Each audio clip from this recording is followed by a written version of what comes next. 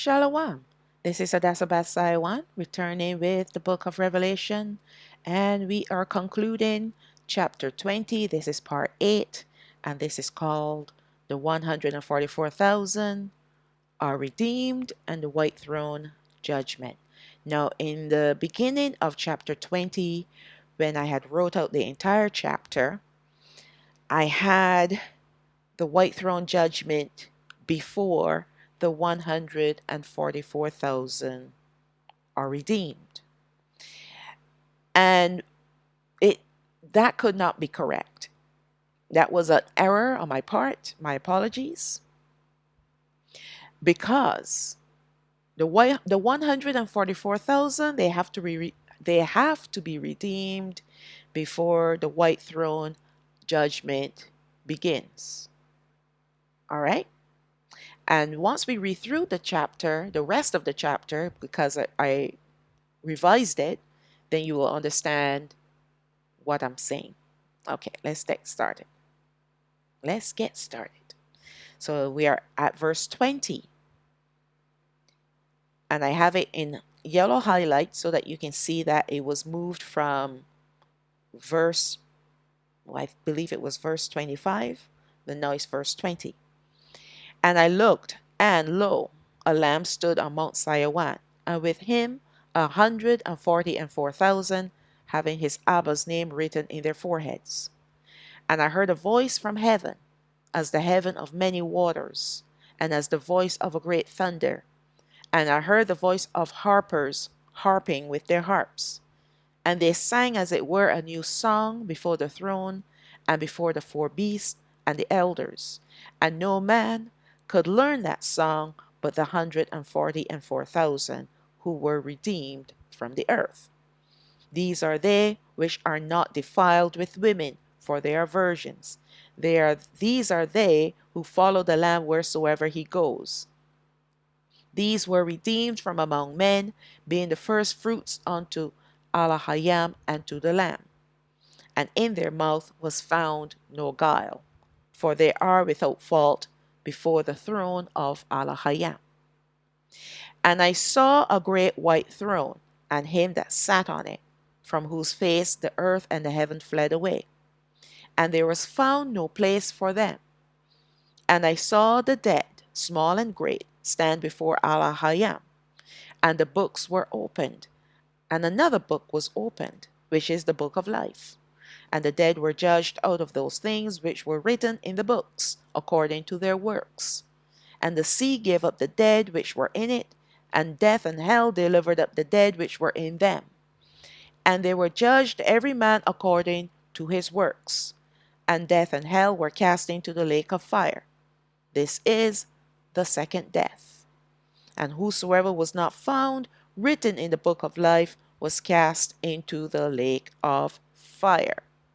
Now, before we get started, I just want to go over this revision, because if you look at verse 20, and this is just a minor mistake in the sense that all it was is readjusting the verses. All right. Remember, the entire book of Revelation has been kind of moved around. And so when you focus on the big things, then the little things, kind of escape you one way or the other. And, praises to the Most High that He brings it to our attention that, hey, that piece does not fit. That piece of the puzzle does not fit. So when you look at verse 20, this is the piece of the puzzle that will not fit if it was the other way around, the white throne judgment and then the regathering of the 144,000, based on two verses, verse 20 and verse 25. Let's look at verse 20 and see what it says. And I looked, and lo, a lamb stood on Mount Sinai, and with him 144,000, meaning the 144,000, having his Abba's name written in their foreheads. So this scene is showing us that the 144,000 first fruits will be with Hamashiach on Mount Sinai. Where is Mount Sinai? On the earth. And that's where the tabernacle will be. So they're standing with him on Mount Sinai. So let's look now at verse 25. And I saw a great white throne, and him that sat on it, from whose face the earth and the heavens fled away, and there was found no place for them. So when we get to the white throne judgment, the first two, I don't want to call them elements because they're not elements. The first two places, the first two creations, that's the better word, that will flee away will be the earth and the heavens. These are the creations of Alahayam. They were the first two creations in the very beginning. We're going to get to that in a minute. And now they're the first two to flee away from him at the beginning of the white throne judgment. Now, if the earth has fled away, where will Mount Sinai be? So you see the predicament. If you go according to the original revision that I did, how it kind of puts this in a very strange predicament because Mount Sinai will flee away with the earth. All right? Now, not saying that Alahayam is not going to renew Mount Sinai because that's what he's going to do. Because we're going to get a new heaven, a new earth, a new Yerushalayim. And of course, his new mountain, new Mount Sinai, with his, the bride coming down from heaven is the new Yerushalayim. All right? So that's why this had to be revised. Where the 144,000, if they're seen on Mount Sinai, the earth has not fled away yet.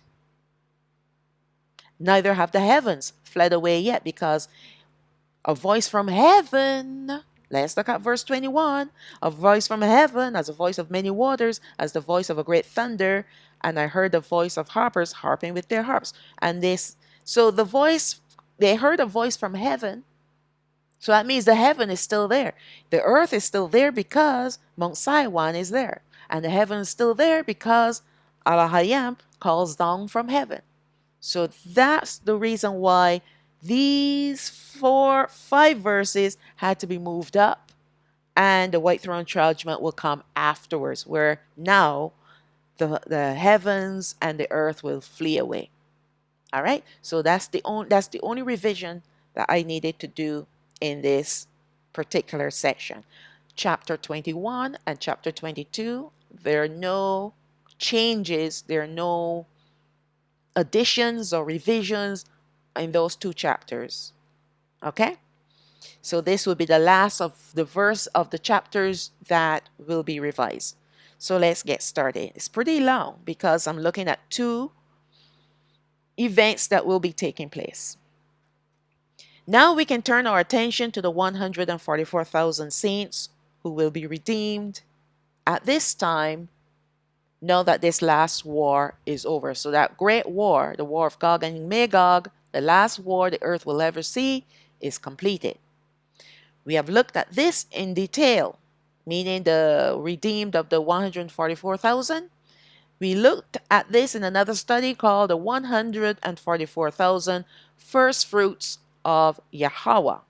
Therefore, we will not be as detailed in this study. I will just give you a brief review on what the study was all about, or the different. I'm not going to go too deeply into all the different verses because in the study of 144,000 first fruits of Yahweh, I really go deeply into it. So what I'm going to do, I'm just going to pull up a few verses from scriptures to prove to you what I'm saying. All right? But if you want to see more scriptures, if you want to understand this precept of the 144,000, you have to go to the study. All right? I think it's about I can't remember, like 4 parts, either 3 or 4 parts. Okay, but it's very in depth. I take you from the very beginning to the very end. And I also touched on, of course, these verses in Revelation chapter 20. Verse 20. And I looked, and lo, a lamb stood on Mount Zion, and with him 144,000, having his Abba's name written in their foreheads. The scene is being established when the 144,000 is seen standing on Mount Zion with the Lamb, who is Hamashiach.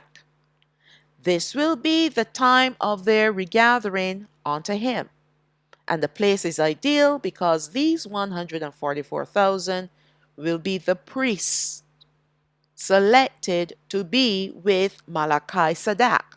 That's Melchizedek, what is translated to or transliterated into in English, or high priest forever. So we know Malachi Sadak is the office of the high priest forever. And that was pointing towards Hamashiach, of course. Mount Zion will be the center for worship, and this will be the location of the tabernacle of Alahayam. Therefore, this moment when Yawachanan is seeing them in this place is to confirm to us that they will be the priesthood of Alahayam. Okay? We have learned that the 144,000 saints were sealed a long time ago because there will be the firstborn males of the regathered 12 tribes of Yashraal, and they will belong to Alahayam. They are the firstborn males of the parents who have never had children. That's what a firstborn is. So you have a couple that are married, and their firstborn child, the very first child that they have given birth to, is called a firstborn. Therefore, another reason why the 144,000 must be sealed is because Al-Hayam is selecting only from parents, from couples who have never had children before. Say, for example, you have a man who's a widower, who's faithful to Alahayam, and he's had children, but they all grew up, but he decided to go and pursue Alahayam. He will not qualify to be a parent for the 144,000. Why? Because he had already had his children. Yes, he's regathered. Yes, he's married. Yes, he's going to have children, but his children will not be considered part of the 144,000. They have to be the firstborn of the couple, both parents, mother and father, never had children before. It's different if the couple they were married but couldn't have children for whatever reasons, and then they're regathered. Yes, their firstborn will be accepted as part of the 144,000. Even if a person was married and is a widower and they marry again because they're faithful to Alahayam, and Alahayam, yeah, firstborn male, the firstborn male will be accepted because this person's never had children before. Even if they're supposed, the person's dead, this person's a widower, so they're allowed to marry again. The only problem that will come up are those that have divorced. All right, uh,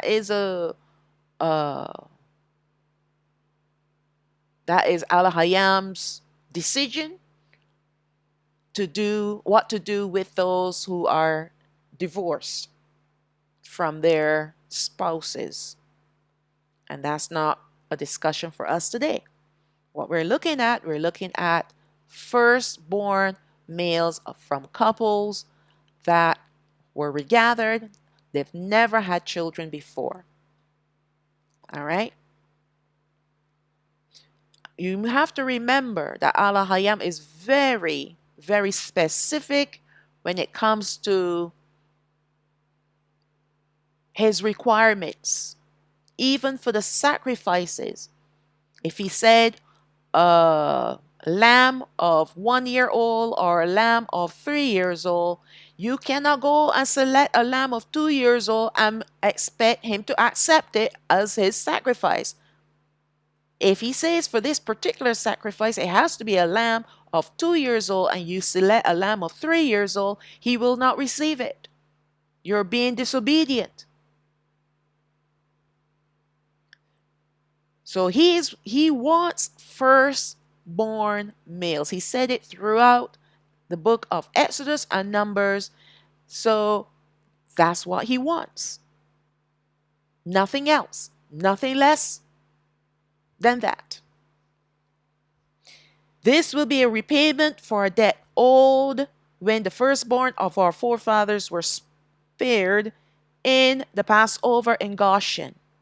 This debt was never paid, only postponed until this time. For the tribe of Levi was used temporarily by Alahayam to postpone this debt. So the tribe of Levi, who is Levi, became his priesthood. And this was a temporary resolution, resolve actually, for waiting for the permanent solution to come.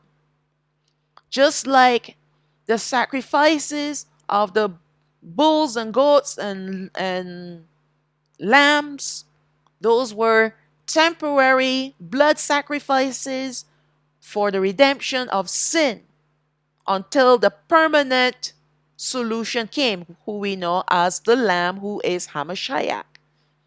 So, like the sacrifices that were temporary, the sacrifices of animals were temporary, the tribe of Levi was a temporary solution to this debt problem. But Alahayam already spelled it out about the firstborn males. The firstborn males that opened up the womb. Okay.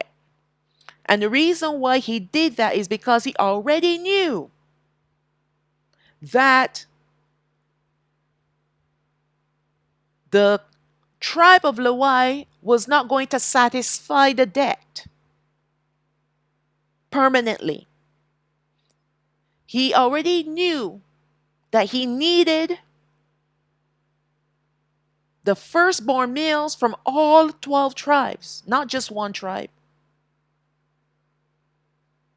And he also knew that there was a problem with the sin nature that could not fulfill the requirement for the repayment of this debt. But he already laid the foundation of knowledge by letting us know, you owe me. I spared you in Goshen, and now you owe me. And because I know you can't afford to pay me back right now, because you're full of sin and you're rebellious, talking about our forefathers in the wilderness and even us today, I will wait for the true offspring that will come from your lineage, that will come from your seed, from your descendants, to repay this loan, to repay this debt. I will wait. In the meantime, I will use the tribe of Levi to fulfill my purpose and to also show you what these 144,000 will be, these firstborn males. They are to be like Levi, the priesthood. That's why he selected Levi and he made them the priesthood. because the firstborn males from the 12 tribes will be his priests. All right? So all these foolish people out there talking about super soldiers, superheroes, supermen, superwomen, what have you have no clue what you're talking about. All right. There's a debt that we owed Alahayam on behalf of our forefathers and what they went through. But he did not require the debt to be paid by them because he knew that they were rebellious. All right? They were rebellious. So he postponed the debt by giving us a temporary solution through Lawai.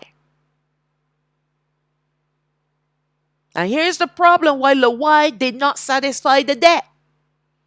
Because even Lawai was scattered from the land. All right? Lawai is gone. The tribe of Lawai were split in two. When the 12 tribes were split, Lawai, half of Lawai went with the northern kingdom, and the other half of Lawai went with the southern kingdom. Again, so now we know that Lawai could not have been the permanent solution to the debt that was owed. They were only temporary because they were trapped in the same predicament that the 12 tribes were trapped in. Sin. That sin nature. Rebellion. They were scattered just like the other tribes. So it wasn't because they were exceptional. It was that they were the better choice for what Alahayam had in mind, only and temporarily. They are in the same situation that we are all in, away from our land and without a tabernacle, causing their position as priesthood to be in the inactive mode currently. However, the tribe of Lawai will have an inheritance with us, and they alone will not be the priesthood as they were before. But we all will be priests and ministers on the earth for Alahayam. That's what he said in the end times. We all will become priests and ministers. That will be inclusive of Lawai. All right? Now, when Lawai was in the wilderness, they did not receive a portion of the land, the promised land, like the other tribes, because Alahayam became their inheritance. Now we see Lawai is included in the 12 tribes as all receiving inheritance together, all being priests and ministers on the earth. So they're no longer exclusive to Alahayam. So they did not fulfill the requirements. They did not fulfill the debt that was owed. So now they have rejoined the 12 tribes where all the 11 tribes where all 12 now will have an inheritance together. All right. Therefore, this debt must be paid. And looking at the description of who will fit the bill for this repayment, it could not have been Lawai, as it has to be a debt settled by all of the 12 tribes and not Lawai alone. And this is where the 144,000 saints will come in.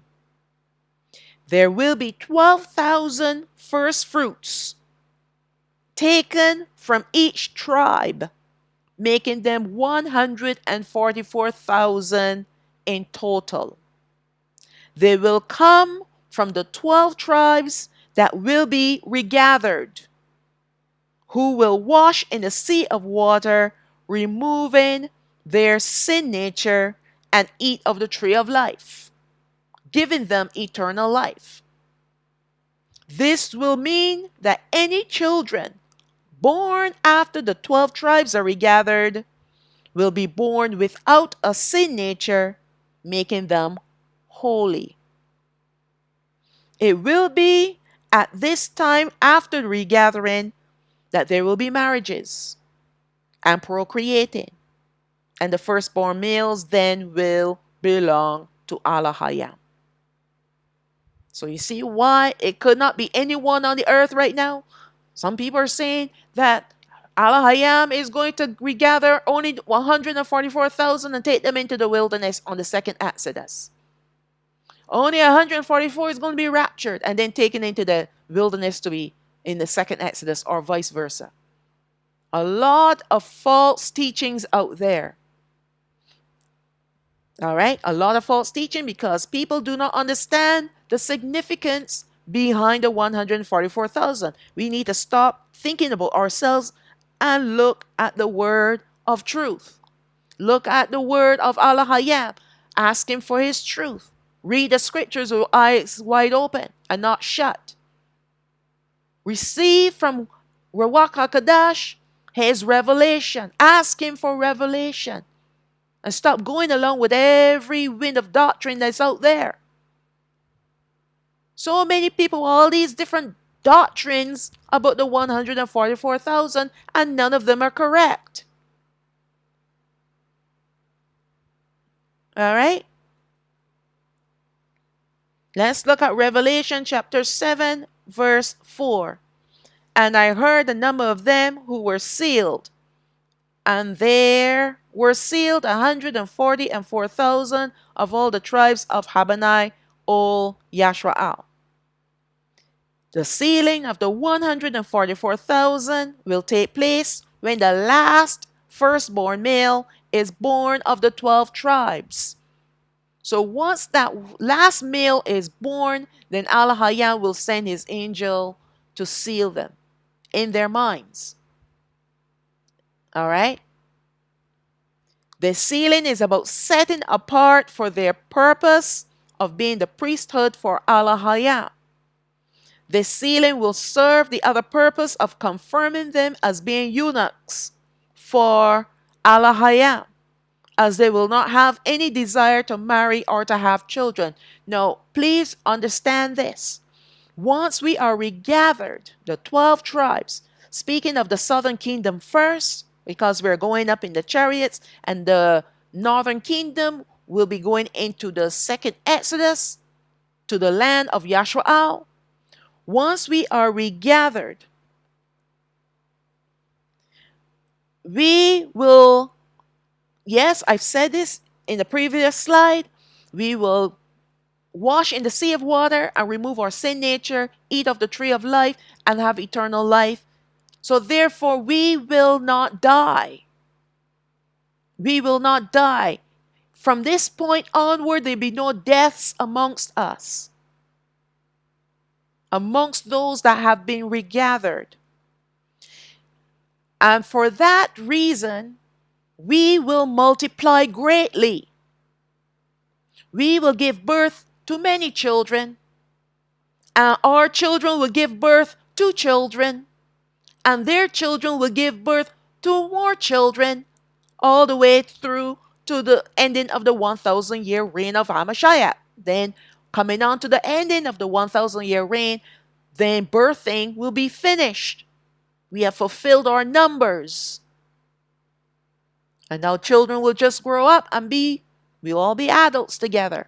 We all look the same age because we're not going to age. So this is the reason why those firstborn males must be sealed in their minds, to make them into eunuchs for Alahayam. They will not have a desire to marry or to want to have children. In fact, in order to have children, you have to be married. But they will grow up with other children and seeing them getting married. You know how it is. You may want to have children and you want to get married and have children like your friend did. But these 144,000 that will be sealed will not have those thoughts or those desires, because they will know who and what they are. And not only will they know who or what they are, but others around them will know who and what they are. Remember, life will be different after we are regathered. Because what draws us into sin and to have lustful thoughts and all these other unrighteous thoughts is the sin nature that is provoked by the Satans. But we are regathered. We're surrounded by the glory of Alahayam. We're dwelling in His presence. The sin nature is gone. We're cleansed and we have eternal life. So those types of thinking and feelings will not be a part of us anymore. Those are gone, washed away. Yet, unless they know that they are part of the 144,000, then they can step out from the place where Alahayam has them to walk on to become or want to become a parent, want to become a husband. But because they're sealed, they will not want to be a husband. They will not want to be a father. And the other young people around them will recognize who they are. So there will be no wishing and wanting, because they already know who they are. All right? Because we're going to have lots of weddings. And you know what weddings do to people. Make you think about getting married. You see, your friends having children. You think, hey, I need to, I want to be just like my friend. But their joy will not be in the same way as other children, as other young people will be. Because their joy will be to serve Alahayam. He has set them apart. No, He's not going to set them apart and leave them apart.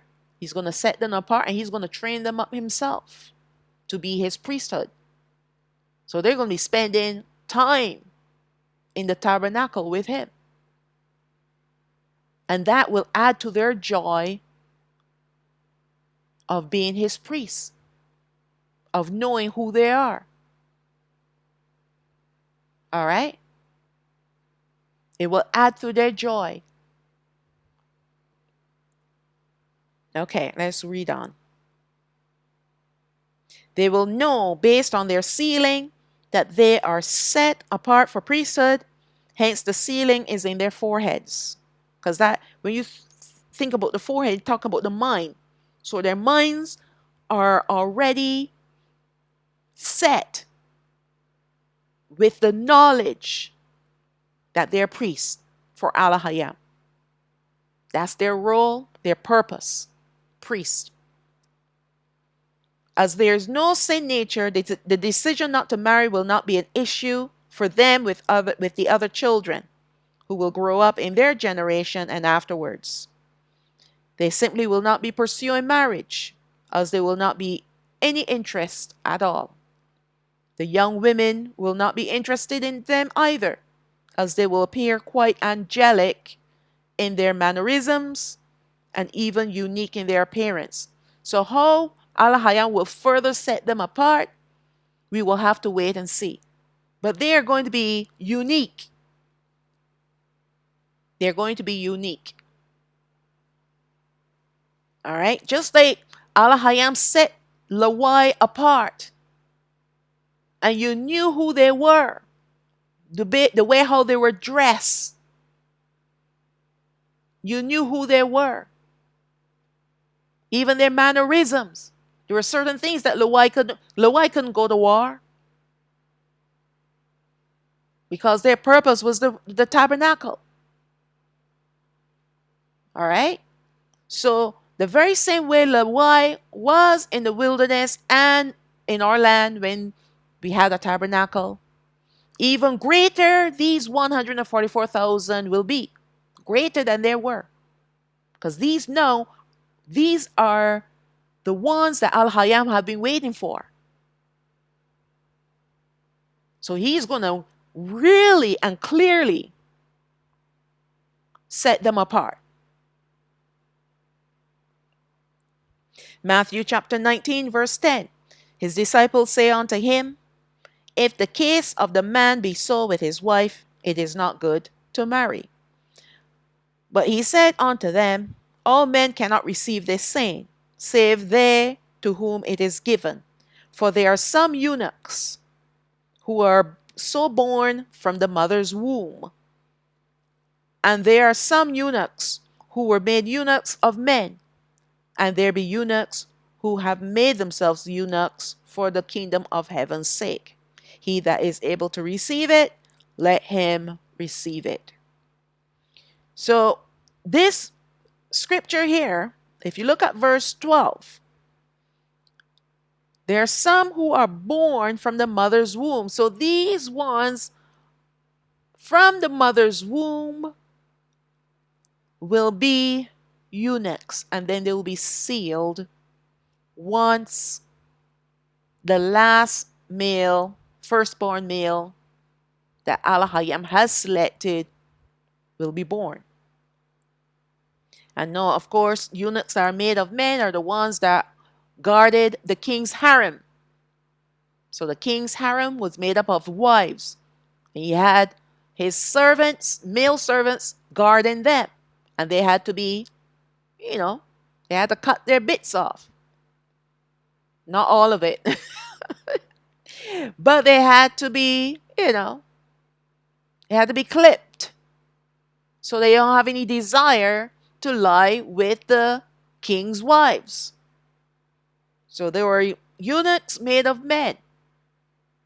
And then there were some people that decided, I don't ever want to get married. I'm not interested in marriage. I just want to focus all of my attention on Alahayam. And those are the ones that have made themselves eunuchs for the kingdom of heaven's sake. They've set themselves apart purposefully. They've turned away from wanting to get married and have children. They just want to serve Alahayam. And that's what this third kind of eunuch is, who have made themselves eunuchs for the kingdom of heaven's sake. And that's why Alahayam, Hamashiach, says, he that is able to receive it, let him receive it. Whoever is able to do this thing, let them do it. All right? Let's look at verse 21 and 22 of Revelation chapter 20 revised. And I heard a voice from heaven, as the voice of many waters, and as the voice of a great thunder. And I heard the voice of harpers harping with their harps. And they sang, as it were, a new song before the throne and before the four beasts. And the elders. And no man could learn that song but the 144,000 who were redeemed from the earth. We have seen a similar scene like this before, where the harpers were harping their harps, and those were the martyrs of the northern kingdom. But this time, this will be the 144,000 who will be given their special song to sing before Alahayam and before his throne. Now the scene opened up with them standing on Mount Sayawan with Hamashiach. And now the voice from heaven, like the voice of many waters, and as the voice of a great thunder, who is Yahweh, Alahayam, will call them up to come into his throne room. They will be presented with their harps, for this will be their time of being inducted into their role, their purpose of priesthood before Alahayam in his heavenly tabernacle. There is a tabernacle in heaven, and there will be a tabernacle on the earth again. And at the very end of age, Alahayam and Hamashiach will become the tabernacle on the earth. And both tabernacles need priests. He need ministers. All right? So the tabernacle in heaven will be the place for the 144,000. They will follow Hamashiach wherever he goes. So if he's in the heavens, they will go with him there. When he comes down to the earth, they will come down with him here. They will follow him wherever he goes. And Alahayam Yahweh, when they're standing on Mount Sayawan, they're gathered there because this is the time for the debt to be paid. Because now they're given to Alahayam. And of course, with our blessing. Do you know how joyous we will be to see that Alahayam have received our firstborn males? The highlighted sentence that says, who were redeemed from the earth, is giving us proof as to why these ones will be a debt paid that was owed from our forefathers during the time of the first Exodus, when their firstborn escaped death. So when you see that word earth, it's not talking literally of the earth. It's speaking of people. All right? Although the scripture said earth, this word is clarified in the next verse, speaking of men. We are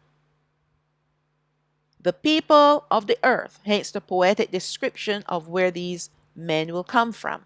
Speaking of those who are redeemed from the earth. They're coming from people. To be redeemed means that something or someone was won back or given back to release from debt, which is the most suitable explanation because we know that the 144,000 will be the debt owed and paid for. So let's look back at these two verses again. Okay. It will be the next verse. Sorry. It will be the next verse. Yes, in verse 23. So let's read on. Shamawath chapter 13, verse 12. That you shall set apart unto Yahweh all that opens the womb. In the Bible, they call it matrix, but we're going to stick with womb. It's a more familiar word. And every firstling that comes of a beast which you have, the males shall be Yahweh's. And every firstling of a donkey you shall redeem with a lamb. And if you will not redeem it, then you shall break its neck. And all the firstborn of man among your children shall you redeem. And it shall be when your son asks you in time to come, saying, what is this? That you shall say unto him, by strength of hand, Yahweh brought us out from Matzarayim, from the house of bondage. And it came to pass, when Pharaoh would hardly let us go, that Yahweh slew all the firstborn in the land of Matzarayim, both the firstborn of man and the firstborn of beast. Therefore I sacrifice to Yahweh all that opens the womb, being males, speaking of the beast, but all the firstborn of my children I redeem. And it shall be for a token upon your hand and for your frontlets, between your eyes, speaking of your mind. For by strength of hand Yahweh brought us forth out of Matzorayah.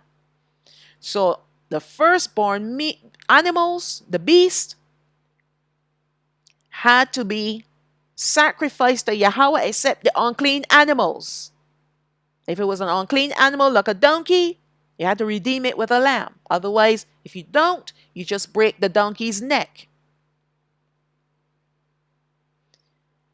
The children, they were also redeemed.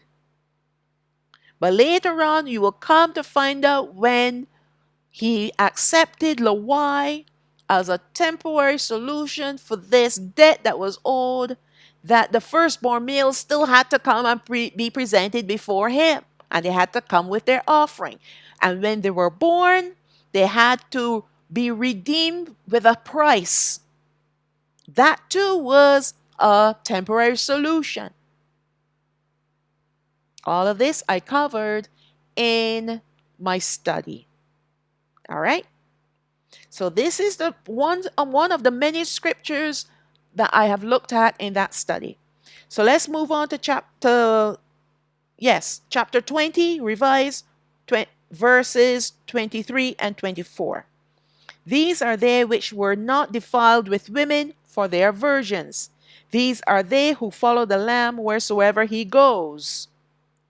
These were redeemed from among men, being first fruits unto Alahayam and to the Lamb. So when you look at this sentence, which says who were redeemed from the earth, when you go down now to verse 23, you will see that they were redeemed from among men. So they were using the word earth as a poetic expression for men, for people.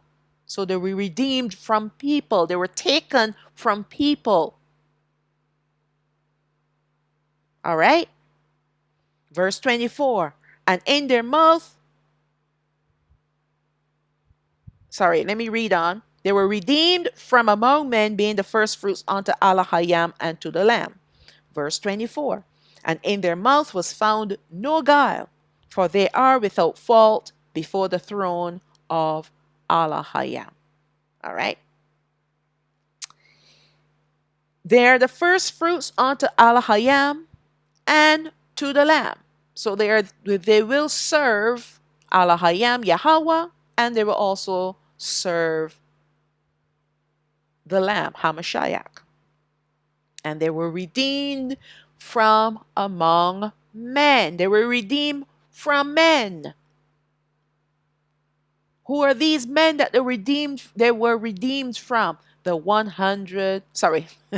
12 tribes of Yashraal, 12,000 from each tribe, making them 144,000. And yet you have people today claiming that they are of the 144,000. All right. This is where many calling themselves awakened and of the southern kingdom of Yashraal are teaching and deceiving many, including themselves. There are many women who are married with children, calling themselves prophetesses and what have you, teaching that they are part of the 144,000. You have the men doing it too. Married with children. Oh yeah, I am part of the 144,000. I'm going to be a super soldier. And they do all these different graphics with all these men shooting light from their eyes and all kind of nonsense. All right? They want to be a part of something great because they don't feel adequate. When you are in Alahayam Yahweh, when you are walking in righteousness and in holiness, He's the one who edifies us and lifts us up. When we try to lift ourselves up by believing a lie, He's going to abase you. He's going to bring you down. All right? And the reason why people want to lift themselves up is because they feel low.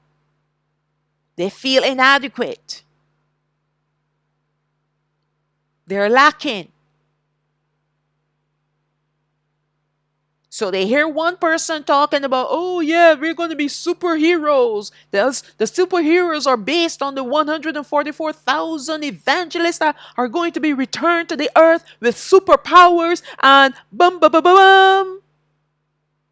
You know, flying through the air and lifting airplanes from off the ground and all kinds of garbage. Utter garbage. Those superheroes that you see in those comics and you see in those movies, they're representing fallen angels. Every single one of them representing fallen angels. All right. All those super powers that they have, that's demonic spirits. You don't want that. Let me read on because it gets rather interesting. Similarly, there are many men of the Gentiles lineage, married with children, teaching that they too are part of the 144,000. All misleading many men and women with fables of having superpowers. Oh, I have dreams where I'm flying and I have all this light coming from me. Oh my goodness. You're a Gentile. It's like, enough said. It says 144,000, 12,000 from each of the 12 tribes. If you're a Gentile, you're not part of the lineage of the 12 tribes. So quit with that nonsense. They believe the dreams of them having superpowers and the words being spoken to them by spirits, unclean spirits.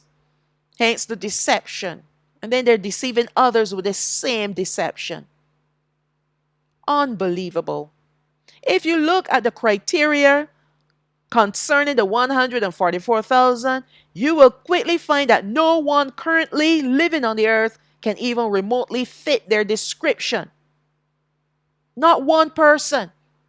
The person that was close, in fact, the person that these 144,000 are a copy of, they will be a copy of Hamashiach. Let me show you how. When I say copy, I'm not talking about clone. I'm just talking about their qualities. They're going to have the same qualities that Hamashiach had when he was here on the earth. Let us look at how Yawachanan, under the influence of Ruach HaKadosh, described this very unique group. Let us start. These are they which are not defiled with women. People want to spiritualize all these sentences. Oh, it doesn't mean literally not defiled with men. It means that they were not defiled with doctrine, false doctrines. Oh, please. Now, if you look at it as it's given, they were not defiled with women. This definitely will rule out all the women out there claiming that they are part of the 144,000. They're out. Because not being defiled with women means that they have never had sexual intercourse with a woman. All right? So it's speaking of a man, first of all, and not women. So the first thing we know is a man that has never had sexual intercourse with a woman. And that is inclusive of a man that's married. Because once you're married, what makes you a person that is married with another person, meaning a male and a female, is that time of consummation. That's the way how our forefathers have done it and how it is done even up to this day. That's what makes marriage a marriage. That's part of the marriage ceremony. All right? So these people have never been married and they've never had intercourse with a woman. They're men. So this rules out all these prophetesses out there claiming, oh yeah, I'm part of the 144,000. All of them. Even if they're not a prophetess proclaiming this, whoever they are, if you're female, you're not part of the 144,000. End of story. This will also rule out all married men, especially those who have children. Even if you're married. All right? End of story. They tell that they are having intercourse with their wives, right? Because they have children. So you got these married men out there with children claiming that they are part of the 144,000. All right? I don't know how people can read these sentences and be so deceived into thinking the opposite. But then again, the Father said he's going to send delusions to our people. I just watched, I know this is a little bit off topic, but I was just glancing at a video of a woman proclaiming that this is about the second Exodus, that they're sending ships and people need to get themselves ready. In fact, I've heard two people speaking about this recently. Oh, get your bags packed and get ready to go down to the ports because they're sending the ships.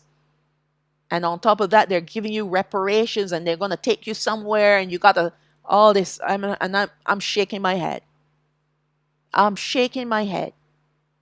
Our people will believe, well, let me not say that, because the true people, the ones that will be regathered, they're not going to believe this.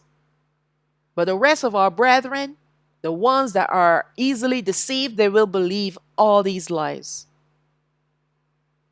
And you should see the ones literally salivating at the thought of receiving reparations. And this person was saying, you're going to receive so much reparation, you will never need to work again.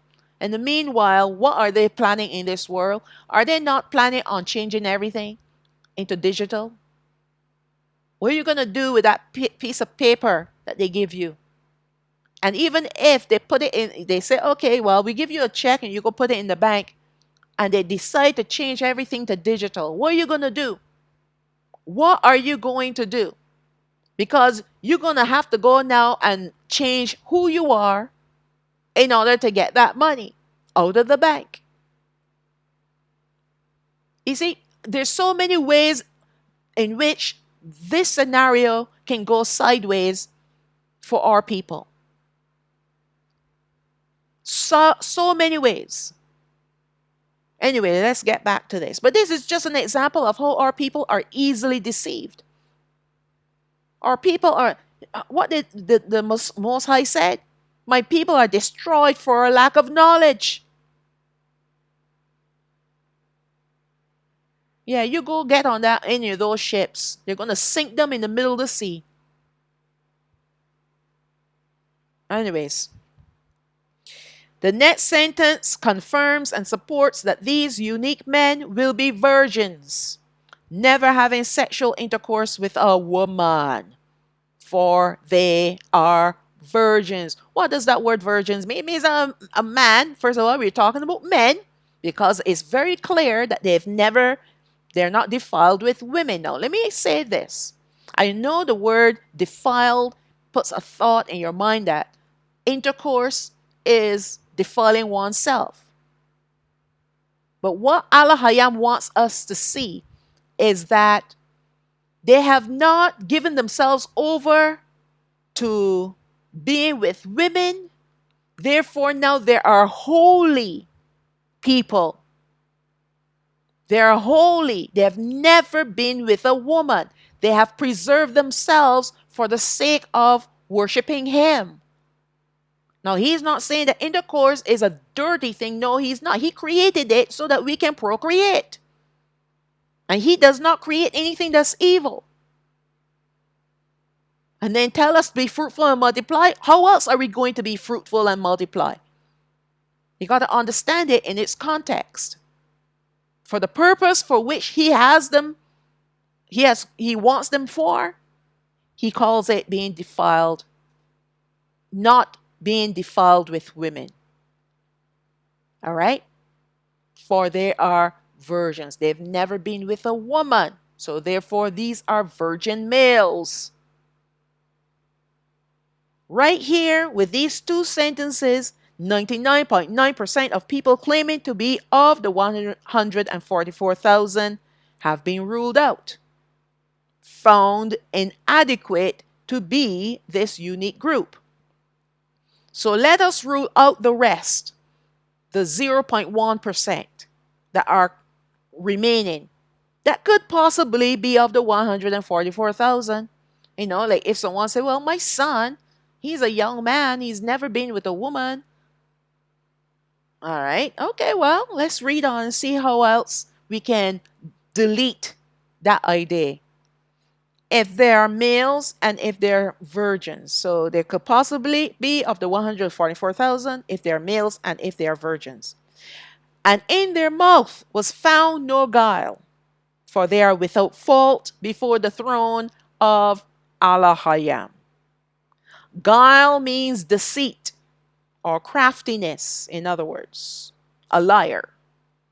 While without fault means that they are without spot or blemish, meaning sin. They are without sin. Let's look at Oborai, which is the book of Hebrews, chapter 9, verse 14.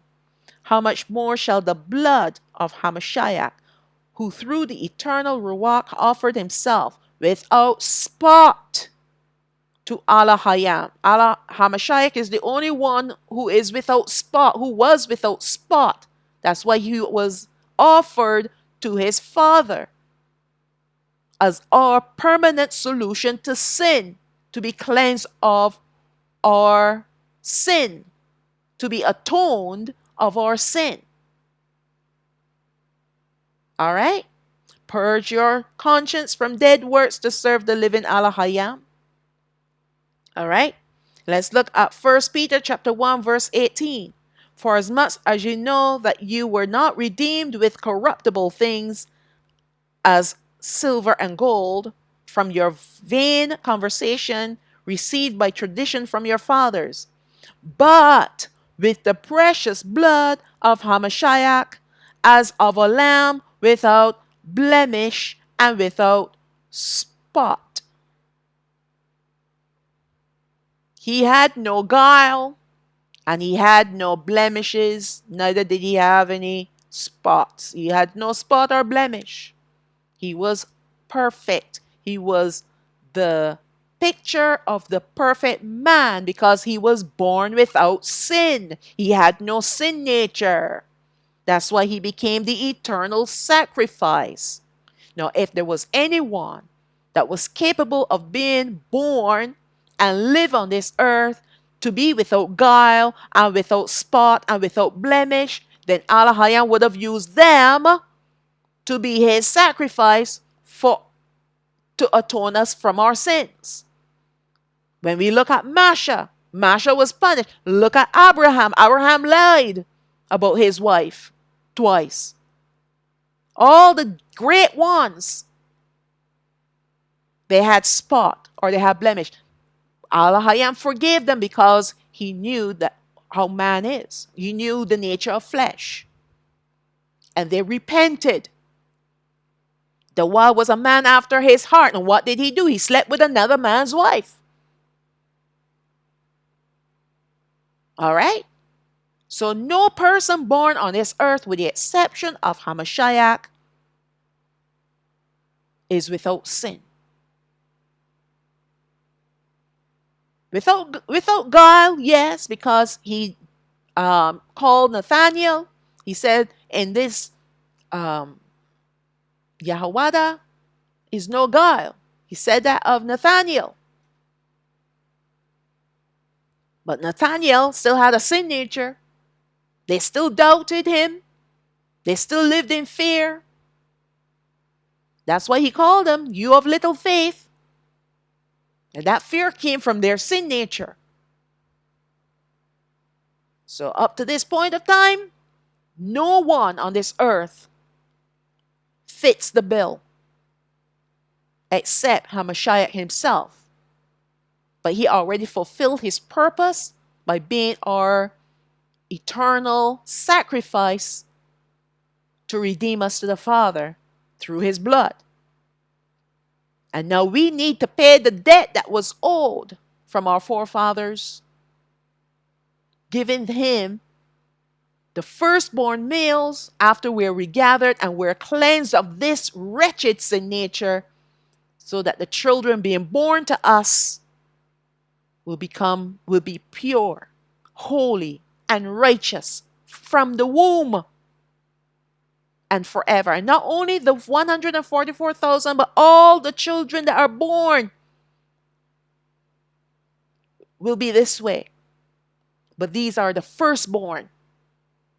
Okay? Firstborn males. If it was possible for someone to be born without spot or blemish, without guile, and maintain living this way, without caving even occasionally to temptations or provocations, then Alahayam would not have sent his only begotten Son to die for our sins.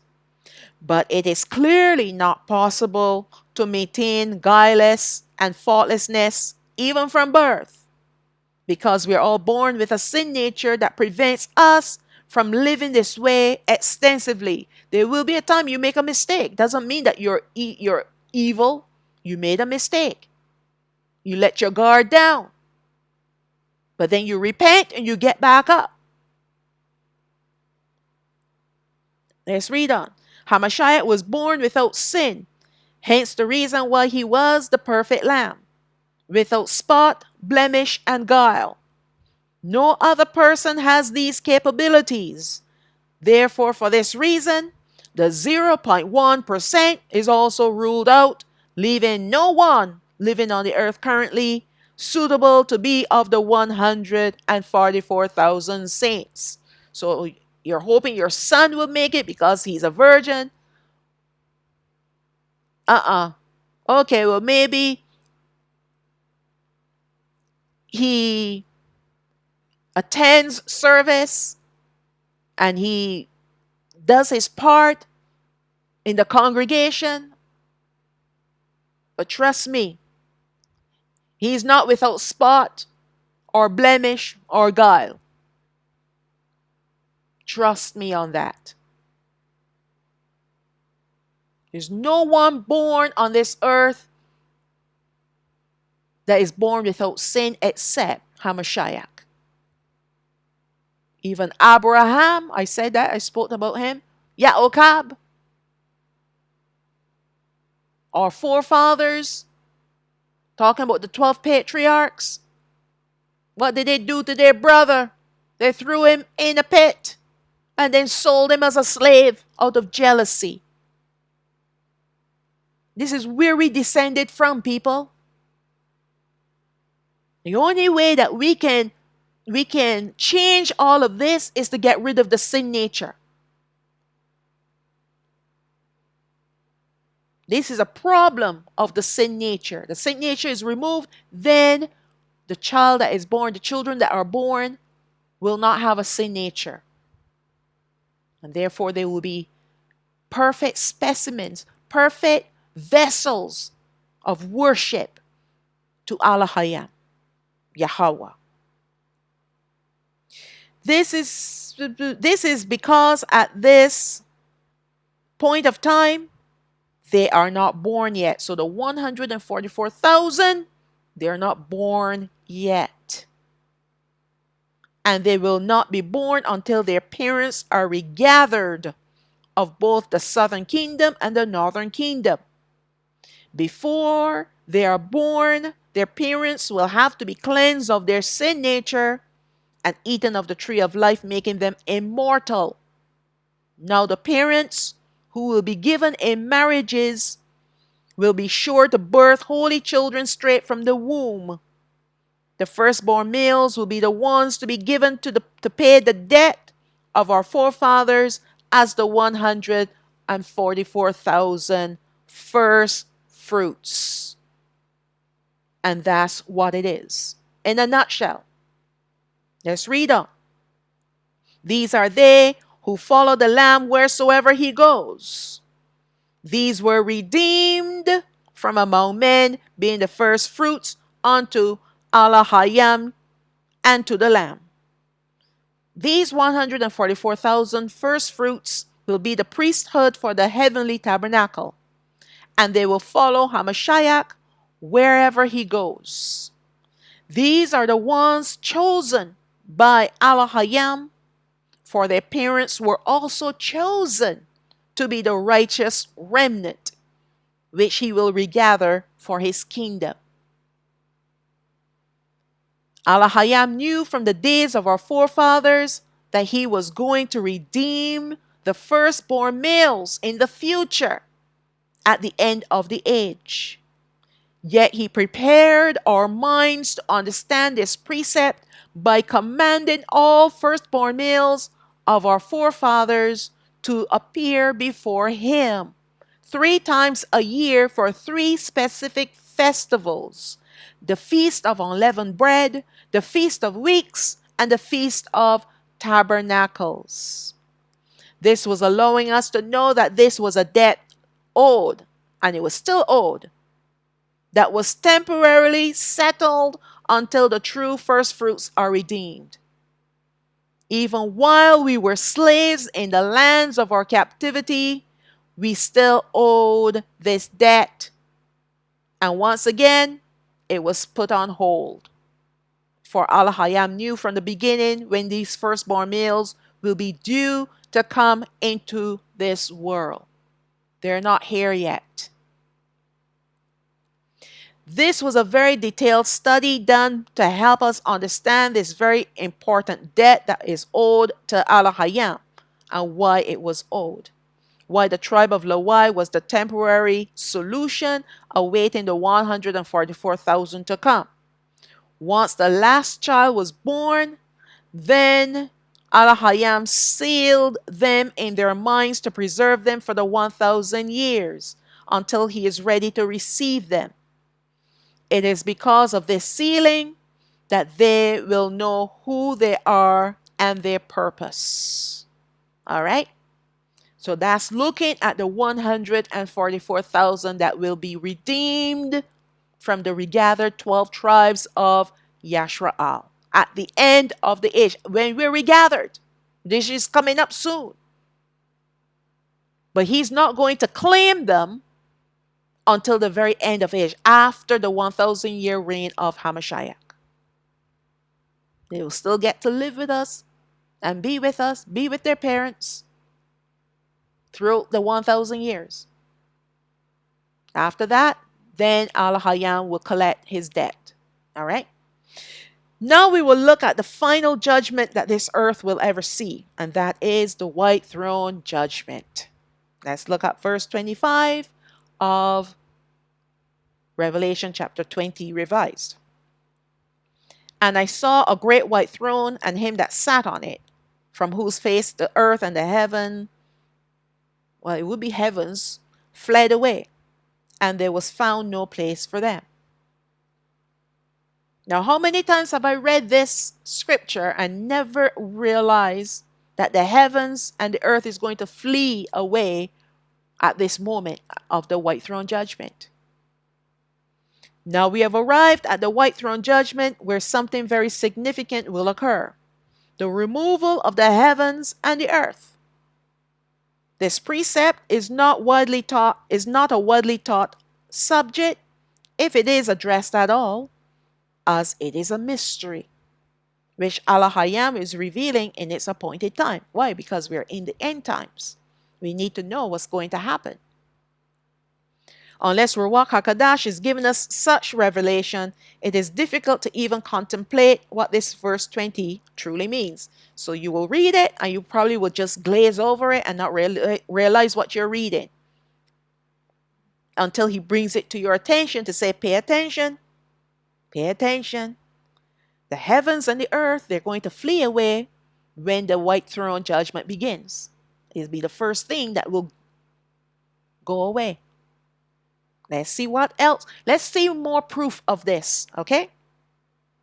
At first thought, the new earth, the new Yerushalayim, and the new heavens will simply overshadow the old, and the old will just vanish away unawares because the new is already in place. So that's your first thought, right?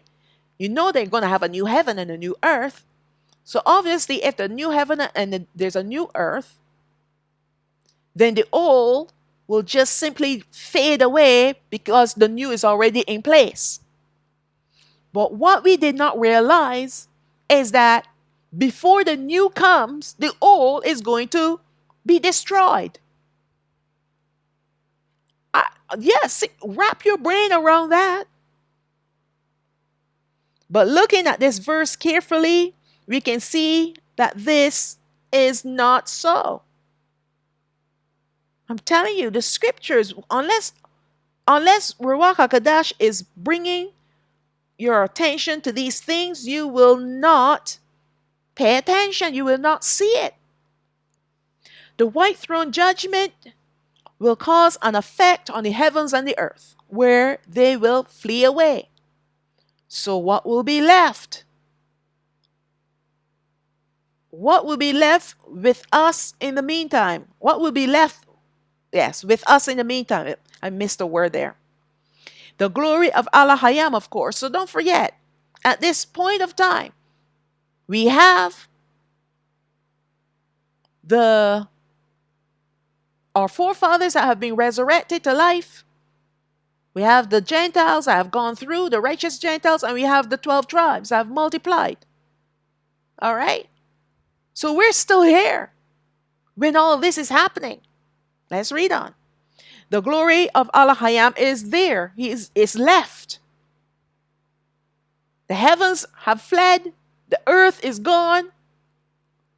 And it seems like you're existing in a vacuum, in nothingness. But no, we'll be existing in glory. Let's read on. Let us not forget that the last group of people to receive their rewards will be the righteous remnant of the Gentiles. And this will occur before the white throne judgment. So what will be their rewards? They'll be washed in the sea of water, removing their sin nature, and they will eat of the fruit of the tree of life, receiving everlasting life, eternal life. And so they will become like us. All right. Now all of Alahayam's people are purified and immortal, exuding his glory and enrobed in it. Therefore, this removal of the heavens and the earth will not be an issue for us. No, it's not. Because we're existing like he is. All right? This is the ending of the 1,000-year reign of Hamashiach. We are being transformed now to the fullness of what he wants us to be. We will no longer be husband and wife and children. We will all be servants of Alahayam. All right? Our transformation now will be completed at this point of time. To be like angels. All right? Neither will it be an issue for the dead being judged, as their spirits. Before the new replaces the old, Alahayam will eradicate all evil. And this will be the purpose of the white throne judgment. All right? So before the new replaces the old, Alahayam has to remove evil from his earth. What corrupted the earth? Evil, wickedness, sin. So now he needs to get rid of that before he brings the new. So he's destroying the heavens and the earth. Then he's going to judge the dead. And once they're cast into the lake of fire, and whoever is redeemed to him, then now he is ready to renew everything. And this will be the purpose of the white throne judgment. Let us look at this precept of the heavens and the earth passing away. It's written down. Okay, let's look at Revelation chapter 21, verse 1. And I saw a new heaven and a new earth, for the first heaven and the first earth were passed away, and there was no more sea. And I, Yochanan, saw the holy city, New Jerusalem, coming down from Alahayam out of heaven, prepared as a bride adorned for her husband. We will look at these verses again very soon.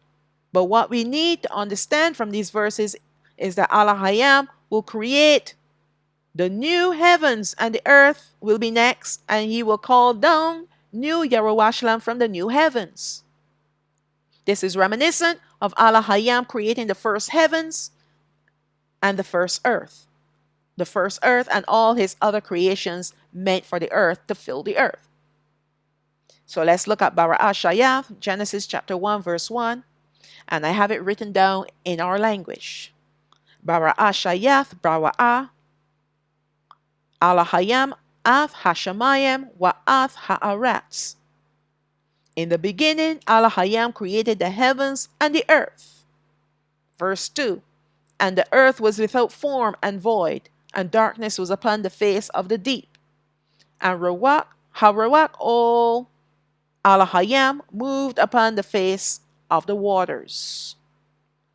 Let's look at Yasha'oyah chapter 51 verse 6. Lift up your eyes to the heavens and look upon the earth beneath, for the heavens shall vanish away like smoke, and the earth shall wax old like a garment, and they that dwell therein shall die in like manner. But my salvation shall be forever, and my righteousness shall not be abolished. Let's look now at 2 Peter chapter 3 verse 7. But the heavens and the earth, which are now, by the same word are kept in store, reserved unto fire against the day of judgment and perdition, which means utter destruction of unrighteous men. So right here we see Peter is pointing to the white throne judgment, when the heavens and the earth are going to be destroyed just like the unrighteous men. Let's move on. Verse 10. But the day of Yahweh will come as a thief in the night, in the which the heavens shall pass away with a great noise. So we're getting more information now about how the heavens and the earth are going to pass away. And the elements shall melt with fervent heat. The earth, also, and the works that are therein shall be burned up. So he's coming with a great noise, fervent heat, because it's going to burn up. And what burns but fire? Seeing then that all these things shall be dissolved, what manner of persons ought you to be in all holy conversation and righteousness, looking for and hastening unto the coming of the day of Alahayam, wherein the heavens, being on fire, shall be dissolved, and the elements shall melt with fervent heat. Verse 13.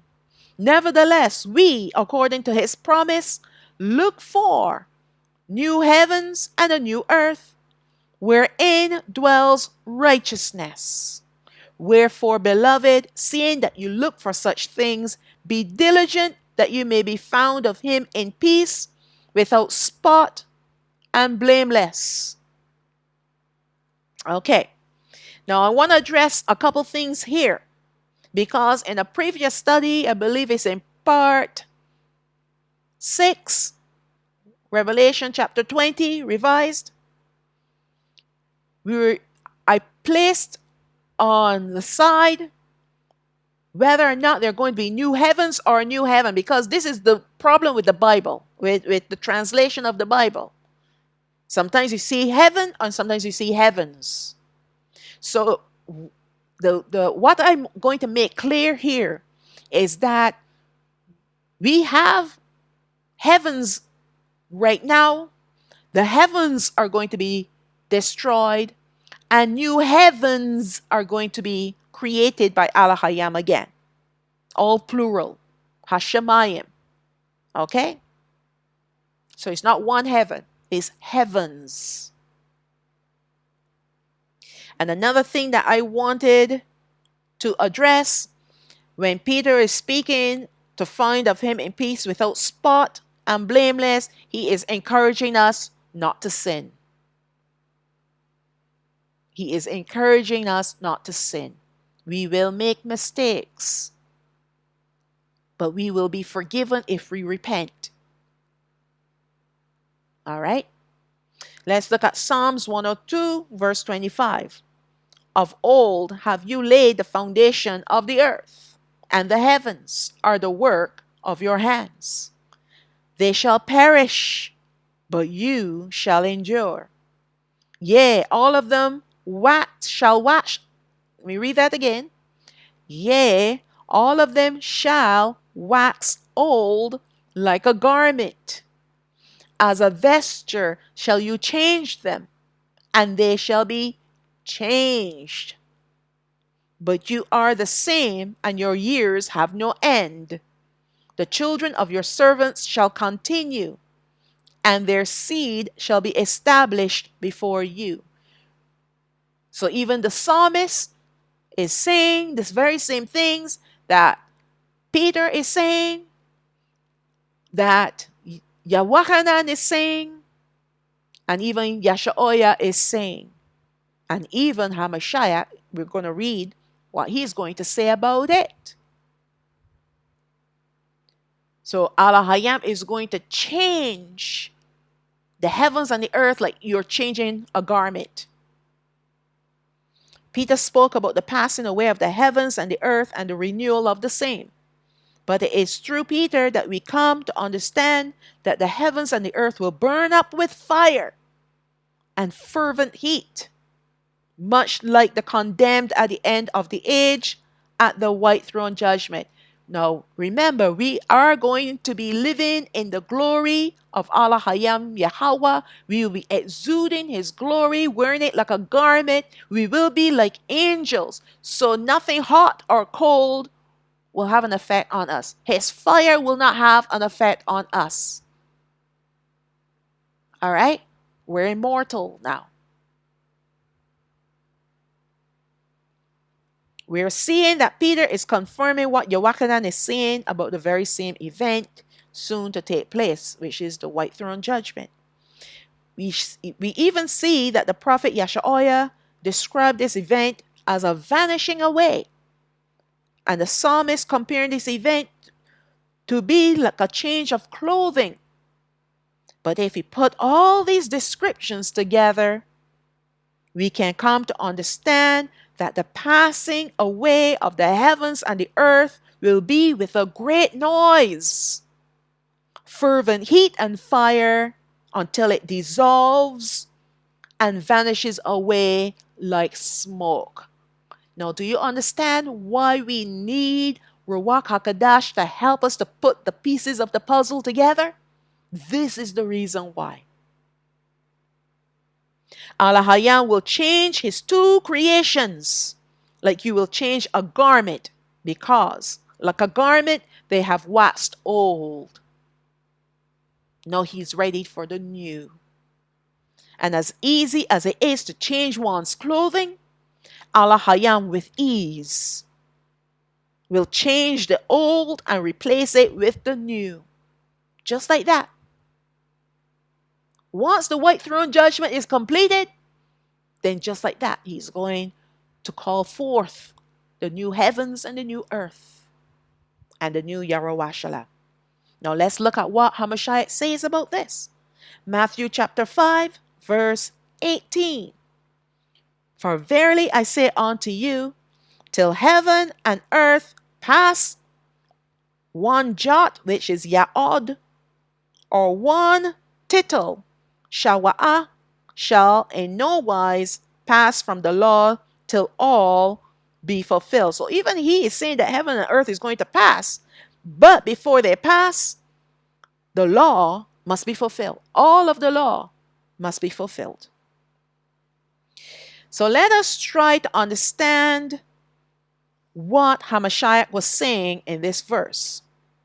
The jot which is ya'od in our language, means fix, appoint, assemble, or meet. It is the root word for mawa'od, taken from the word used for seasons, meaning appointed time, set feast. And let's see where that word comes from. It comes from Bara'ah Shayath, chapter 1, verse 14.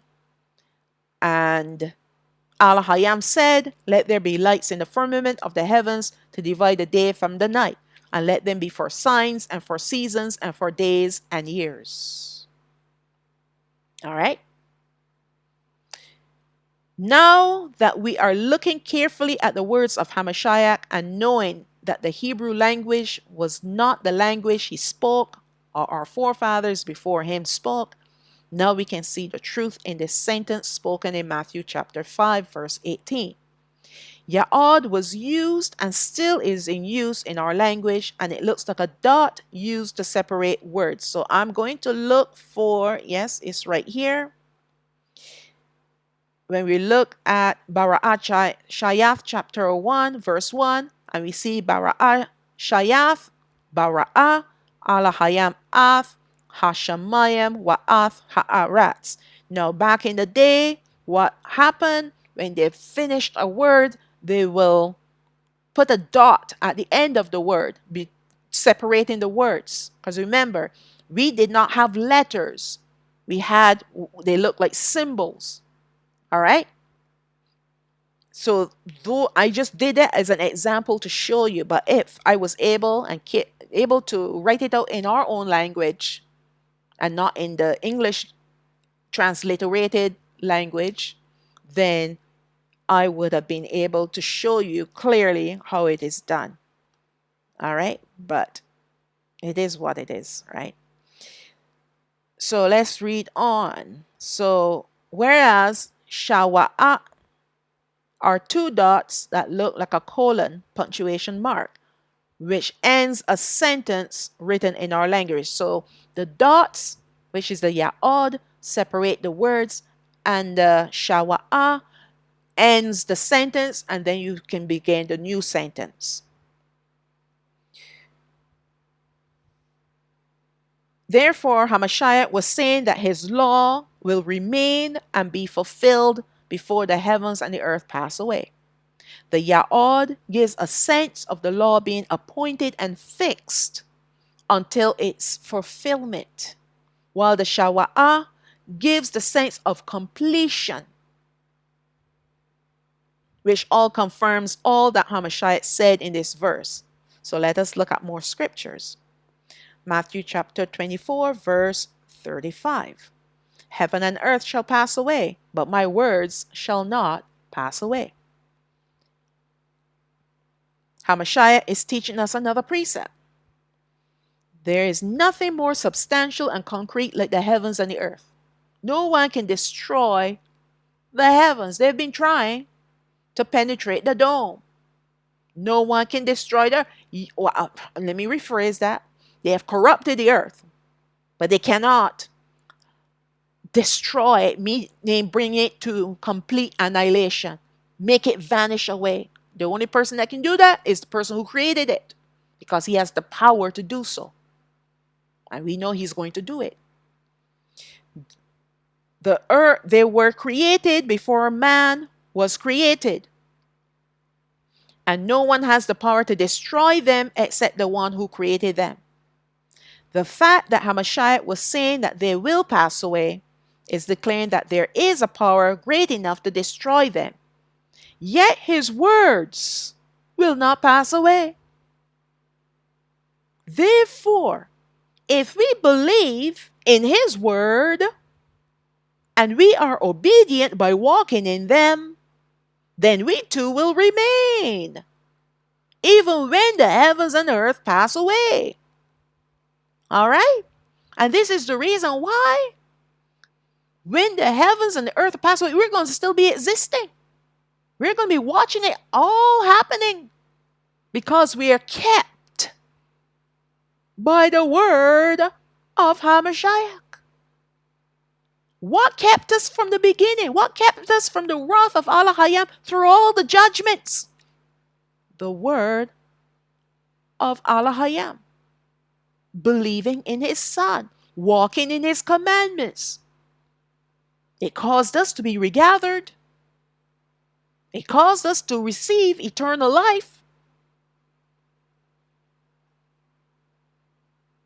And it caused us to live with him for 1,000 years and beyond. Well, that's eternal life. But we were able to live and see all these things happening because of his word. You see, the heavens and the earth, even though no man on this earth, not even the devils or demons can destroy them, but Alahayam Yahweh himself is going to destroy them. But what he is not going to destroy is his word. And remember, Hamashiach is the word that became flesh. And when we are living the word, then he is not going to destroy us. All right. This confirms the word given to us from Peter and Yochanan that the righteous will witness when they burn with fire and fervent heat and then vanish away like smoke. We would not even be alarmed, right? Because we are already existing in glory. We're existing in eternity.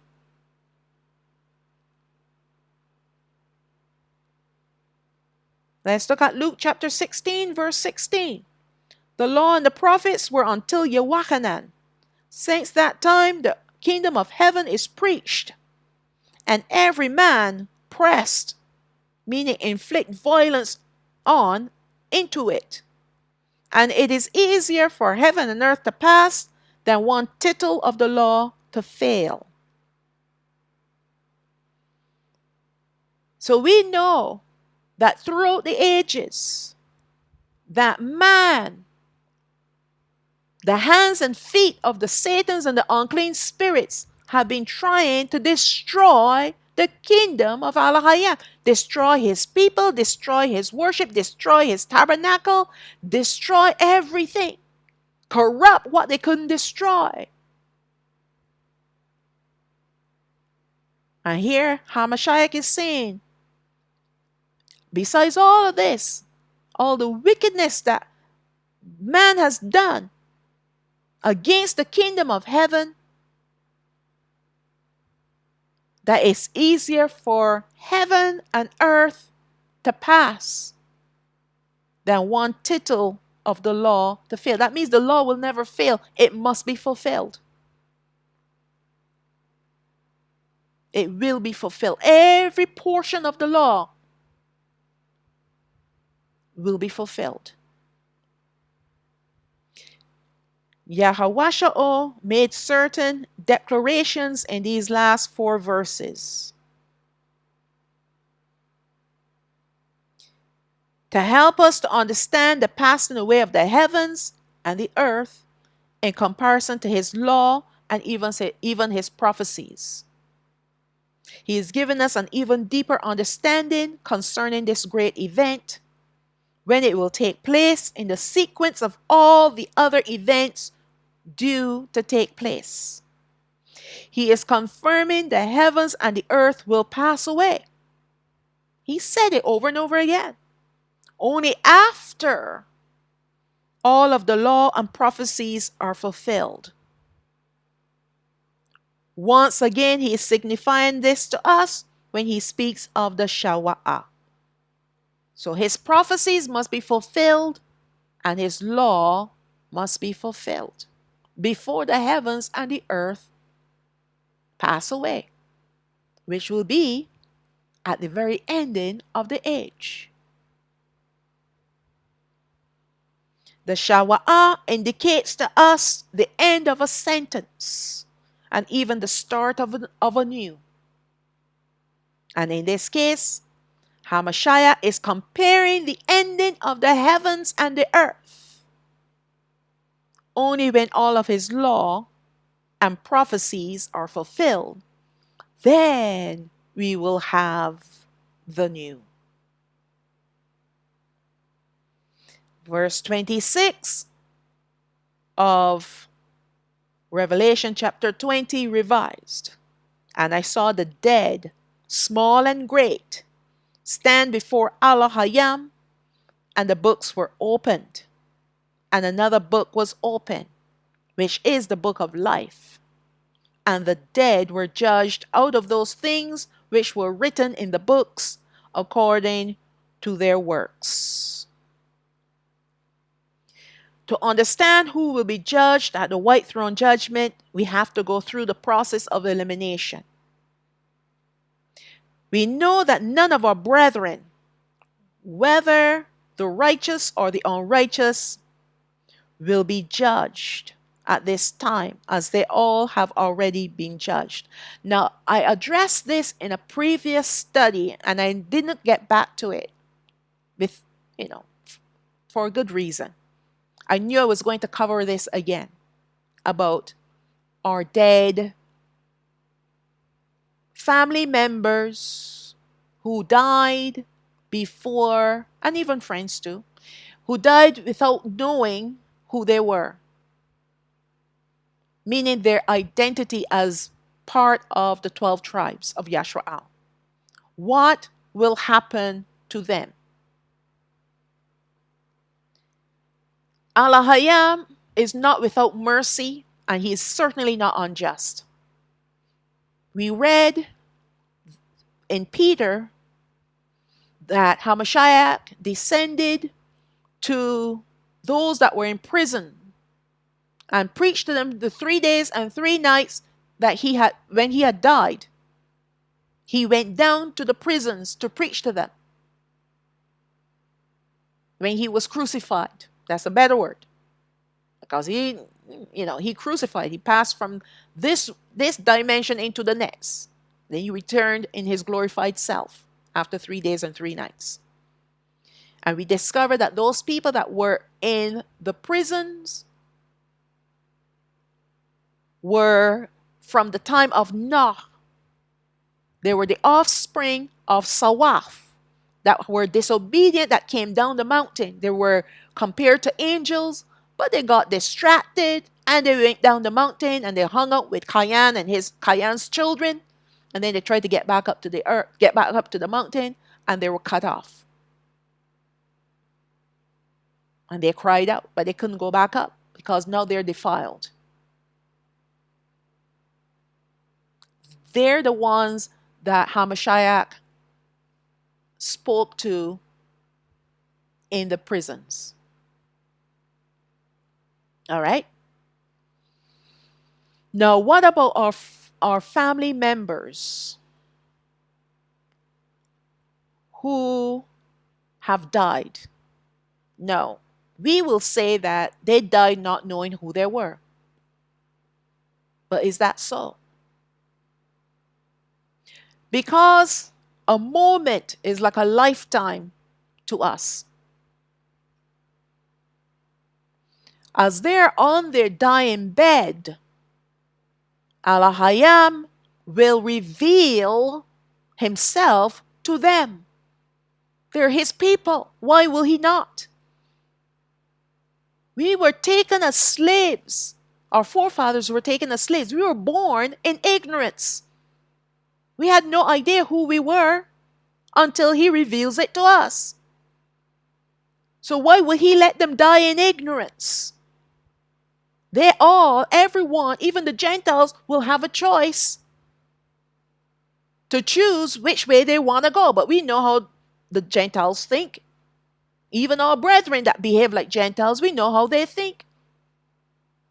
But the ones that are just plain ignorant because they just didn't know, he will reveal this knowledge to them. And they will have a chance to choose whether or not they will believe in him or they will continue on in wickedness. I know I've had family members on their dying bed and they see the angels around them. They didn't know they were angels. They called them nurses because they were all in white. So we know where that person went. They were being escorted to paradise by the angels. And then you have the ones that are screaming because they see the horrors of hell around them. I've heard that too. All right? And when they die, not even their family members want to look upon their faces because they die with this fright, this intense horror on their face. Because throughout their life on the earth, they have given themselves to the devils.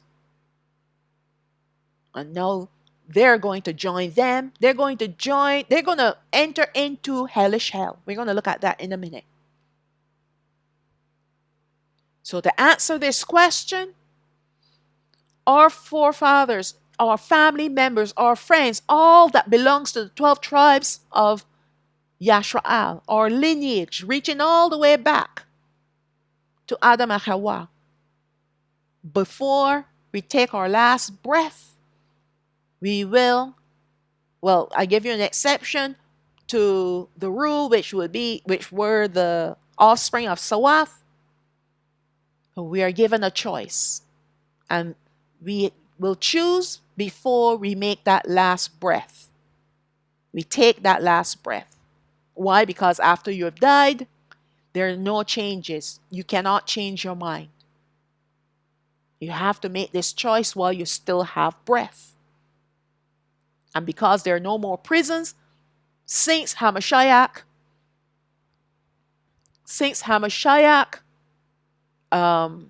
came and destroyed that prison. There are no more prisons. There's no need for it. Because we have Ruach HaKodesh. And he's available to everyone all at the same time. All right? So that gives us hope. To know that someday we will see our loved ones again. All right? So we have already been judged. So the wicked of our people, they're going to be cast into hell, waiting for the lake of fire. And those who go to sleep, they're going to go into paradise. And those who are martyred will go before Alahayam, either under the altar in his throne room or before his throne. That will be for the northern kingdom, by the way. The southern kingdom will be under the altar. Okay, let's look at Revelation chapter 3, verse 4. You have a few names, even in Sardis, who have not defiled their garments, and they shall walk with me in white, for they are worthy. He that overcomes, the same shall be clothed in white raiment, and I will not blot out his name out of the book of life, but will confess his name before my Abba and before his angels. So when we overcome in this world, it means that we are given our rewards. All right? Either we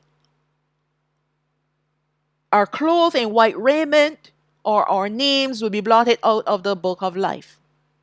Because even though Sardis is pointing to a particular type of persons, it is for everyone, all of the 12 tribes. The 7 letters are really showing us how he wants us to be and the rewards that we will be given if we overcome.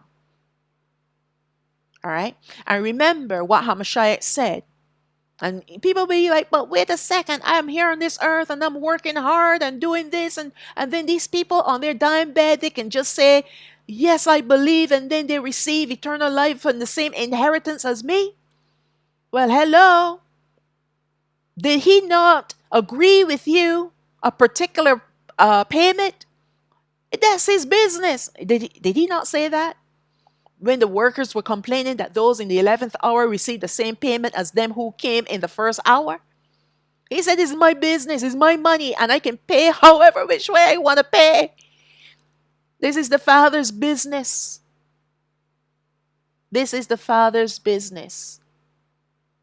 All right? So they will receive the same reward if on their dying bed, with their last dying breath, they say, I believe. Forgive me, Father. They receive the same payment as we will. And I think that is marvelous. Okay. Even did read that. Let's see where we left off. Hamashiach. Sorry, I've lost my place. Okay, let me start from the beginning. Even though this was given to Sardis, a group of our brethren who have fallen under the description of this name given by Hamashiach, this judgment is meant for all of us to apply this warning to our lives. Hamashiach said of Sardis that he found their works, which is their worship, not perfect, meaning complete, before Alahayam. Who else makes us complete but when we worship Alahayam in spirit and in truth? But he himself. Unless we cast away all pagan worship, we will be like the Gentiles, worshiping pagan gods. At the time of our judgment, which will occur before we are regathered, if we are found wanting, then he will blot our names out of the Lamb's book of life. At the ending of our judgments, we will either be found righteous before him and enjoy his blessings, or be found unrighteous and be condemned. Our dead, unrighteous brethren will be led to hell to await their final destiny, which will be the lake of fire. So there will be no white throne judgment for them. What? Do they need to be condemned twice? No, they don't. They already are living in condemnation in hell, waiting for the lake of fire. And we know the lake of fire will be created when Alahayam, Yahweh, is going to destroy the whore of Babylon. Okay, let's look at Matthew chapter 8, verse 10. When Yahushua heard it, he marveled and said to them that followed, Verily I say unto you, I have not found so great faith, no, not in Yashrael. And I say unto you that many shall come from the east and the west, and shall sit down with Abraham and Isaac and Jacob in the kingdom of heaven.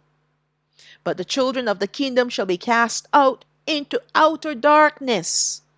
There shall be weeping and gnashing of teeth. All right. We're going to come back to this scripture again.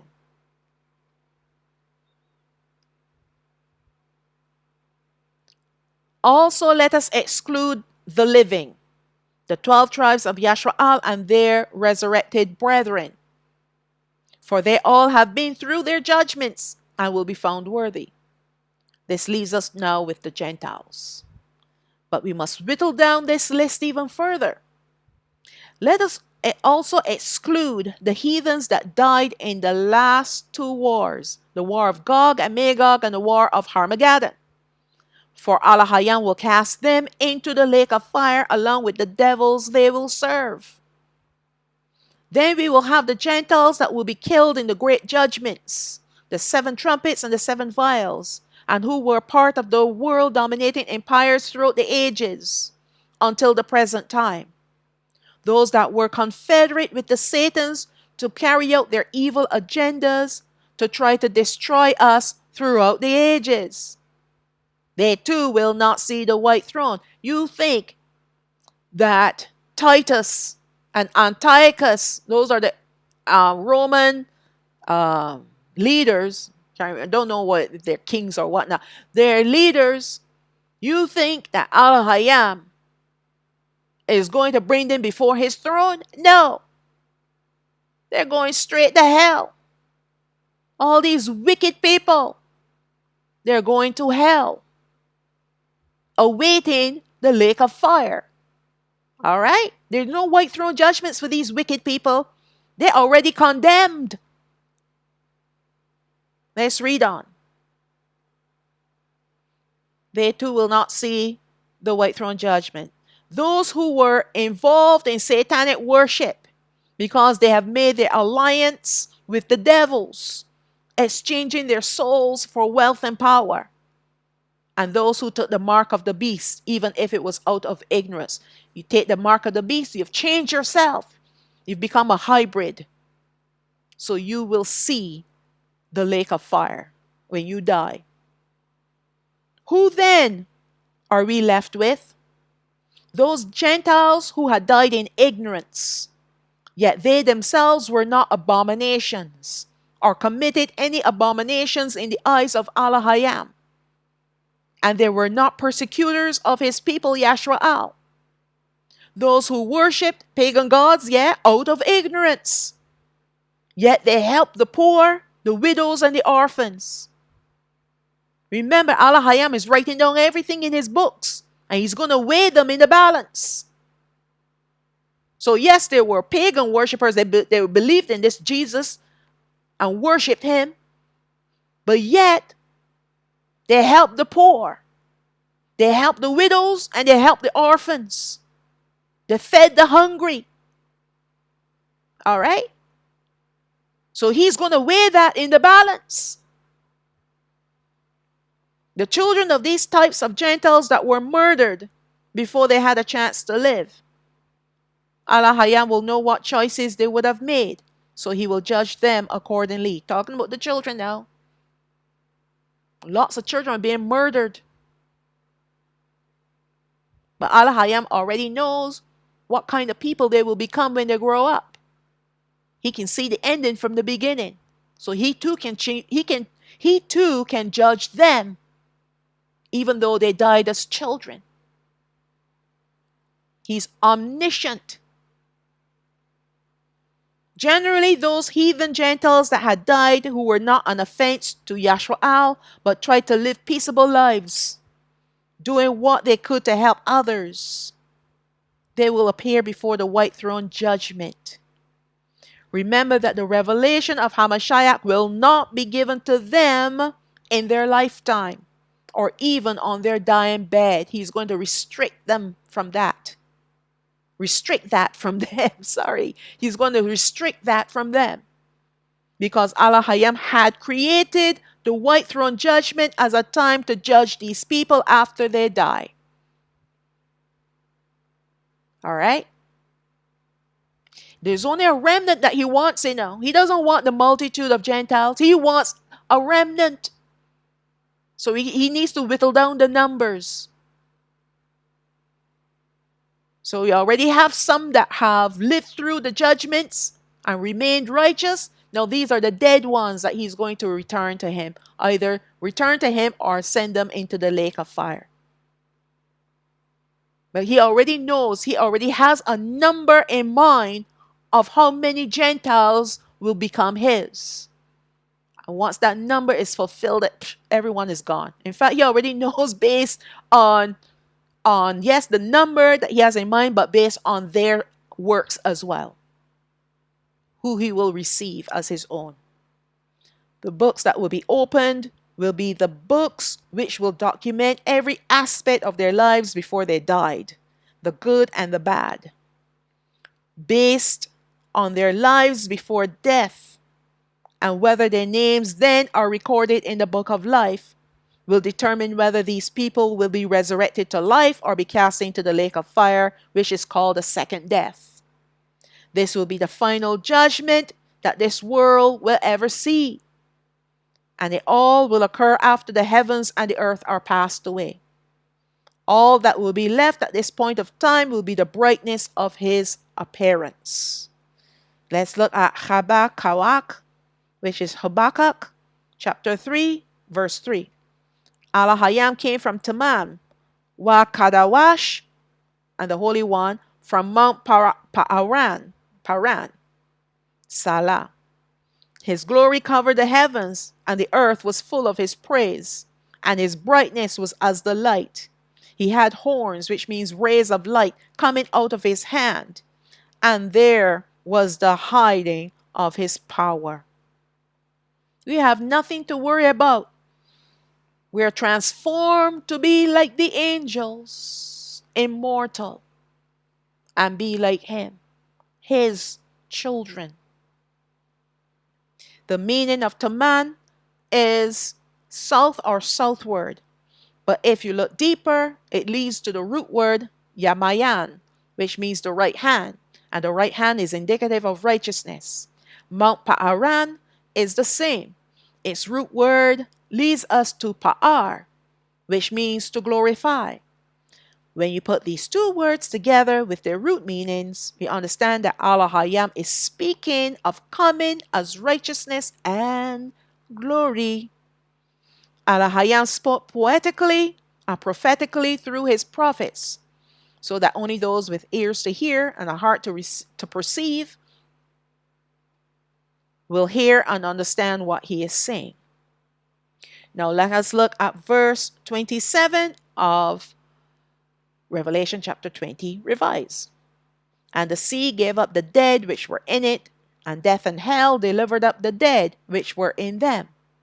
And they were judged every man according to his works. Once again, we're entering into uncharted territory, looking now at what happens to the dead of the Gentiles. Now, in one of my in one of my studies, I said uncharted. No, that's not the right word. It is uncharted, right? Oh my goodness. Sometimes I don't know. Especially looking at this verse, which offers us three areas. Sorry, it's supposed to be two areas where Gentiles, I was supposed to change that, I'm sorry, where Gentiles who had died are retained. All right? Let us start with hell first. Hell is divided into two places. Now, when I say let us start with hell first, I should not have put that word. I should. Anyways, so let us start with hell. Don't worry about that word first. But let us start with hell. Hell is divided into two places because this is what we're looking at. We're looking at two places where the Gentiles, after they died, they will be sent to, and that's where they're kept. All right? So hell is divided into two places, a place where all of the wicked dead are kept, inclusive of our dead brethren, the wicked dead brethren, which is called by the same name, hell. And what I always refer it to, you hear me call it hellish hell, because I want you to understand that it is the hellish part of hell, because hell is divided into two places, all right? Two places. Then the second division of hell is called Hades. It is a place where those of the Gentiles who were not sent immediately to the first division of hell, which is hellish hell, but who are awaiting judgment, and this is where they're kept. All right?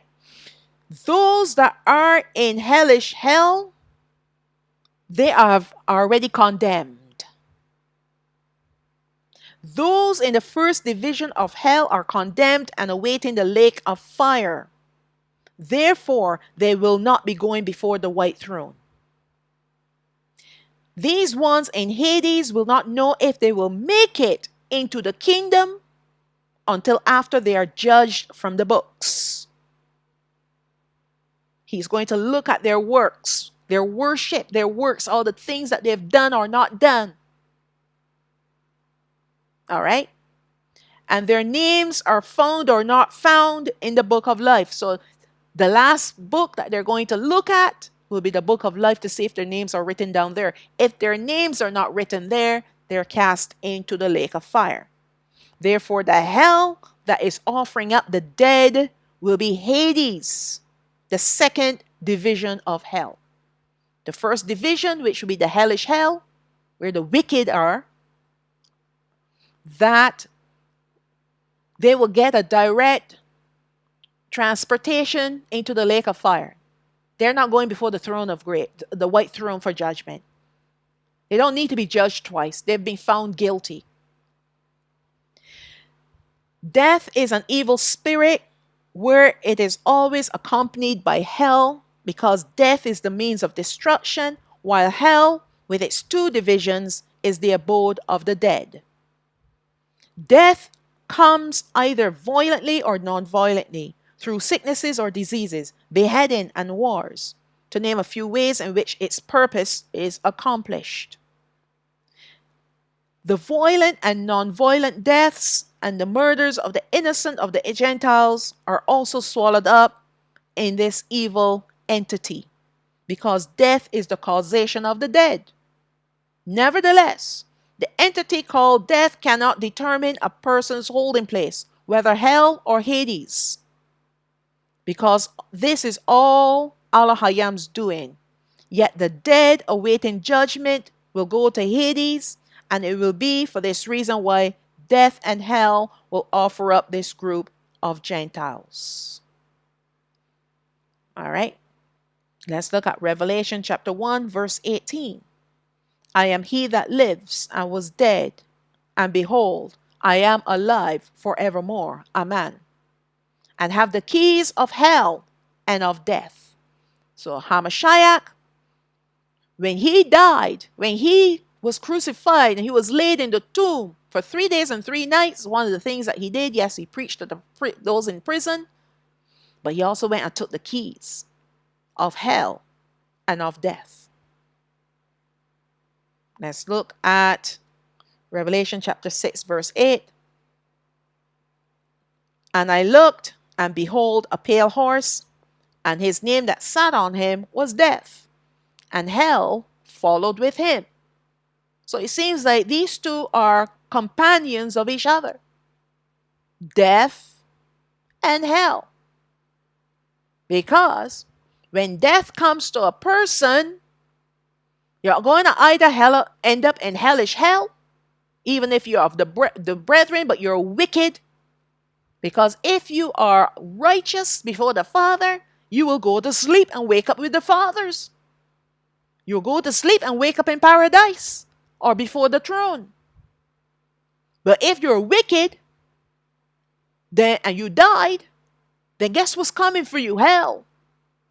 So, and you're not going to Hades, because your judgment is set. The Hades is only for the Gentiles. The white throne judgment is only for the Gentiles. We're being judged all the day long. The 12 tribes, starting with the southern kingdom. So there's no second judgment for us. We're judged here and now. And like I said, our brethren, our family members that are on their dying bed, they're going to be given a chance to choose. And based on their choice, they'll be judged. That when they breathe their last breath, they're either going to be in paradise or be in hell. So death will come and swallow them up. Sorry, hell will come and swallow. Well, death will swallow them up and they'll go to hell. All right?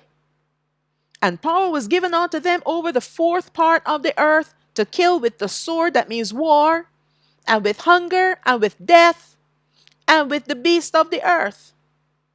All right, so that's taken from Revelation chapter 6, verse 8. And those are the 4 horses that would ride out for the seals.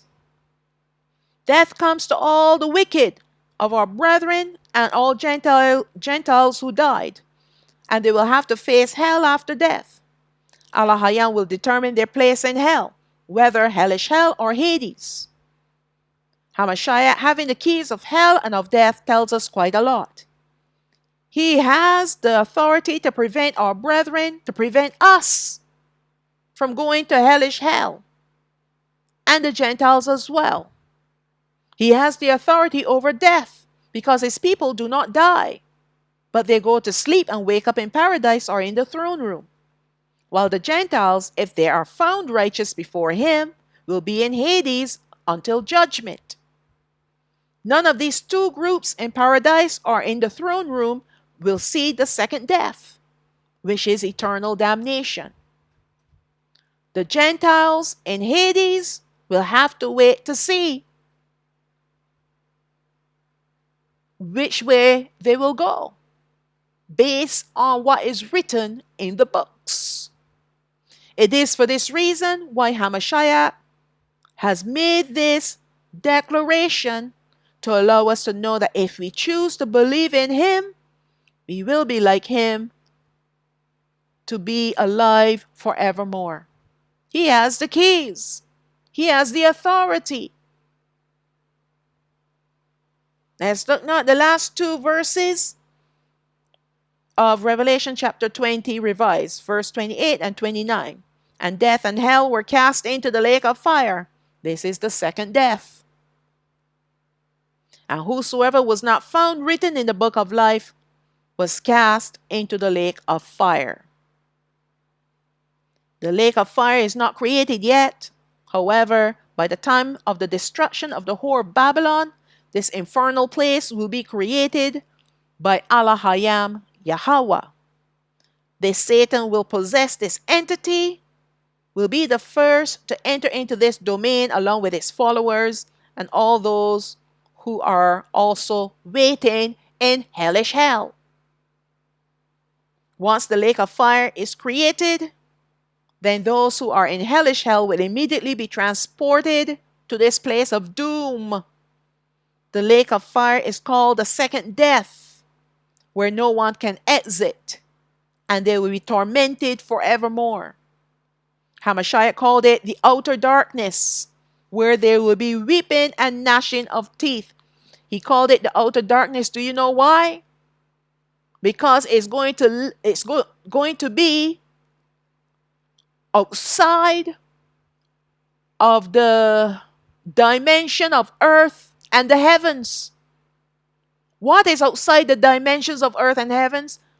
Darkness. And what will become the light on the earth and the heavens? The glory of Alahayam and his son Hamashiach. So we will be dwelling in the glory, in the light, while they'll be living in the darkness, in nothingness. All right? Along with all the devils and demons and hell and death and you name it, is going to be there. But we'll see that in a minute. Revelation chapter 19, verse 20. And the beast was taken, and with him the false prophet that wrought miracles before him, with which he deceived them that had received the mark of the beast, and them that worshipped his image. These both were cast alive into the lake of fire burning with brimstone. All right, let's look at Revelation chapter 20, verse 10. And the devil that deceived them was cast into the lake of fire and brimstone, where the beast and the false prophet are, and shall be tormented day and night forever and ever. Let's look now at Matthew chapter 8, verse 10. We have covered all those verses before. When Hamashiach heard it, he marveled and said to them that followed, Verily I say unto you, I have not found so great faith, no, not in Yashrael. And I say unto you, that many shall come from the east and the west, and shall sit down with Abraham and Yitzchak and Jacob in the kingdom of heaven. But the children of the kingdom shall be cast out into outer darkness. There shall be weeping and gnashing of teeth. Now, we looked at this before, and the reason why I have the east and the west on the line, this is talking about the Gentiles who will be living on the east side of Yashrael and the west side of Yashrael, the 1/6 of the Gentiles that will be found righteous before Alahayam.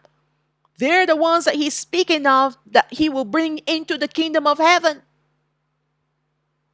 At first thought, we used to think that it was just the 12 tribes of Yashrael. But when you read this now in context, and you will receive the revelation and understanding now how the earth will be at the end of the age, now you understand what he's speaking of when he said about the east and the west.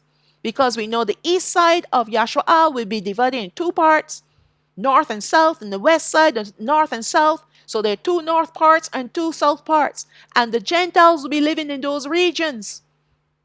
And we know that in the war of Gog and Magog, that's where the 5/6, the remaining, the majority will be coming from.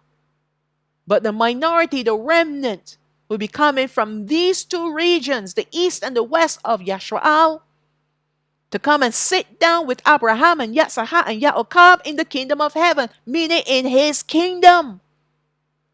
We're not talking about heaven like above the dome. We're talking about on the earth, because his kingdom has come to the earth. Because his people are there, and where his people are, he will be.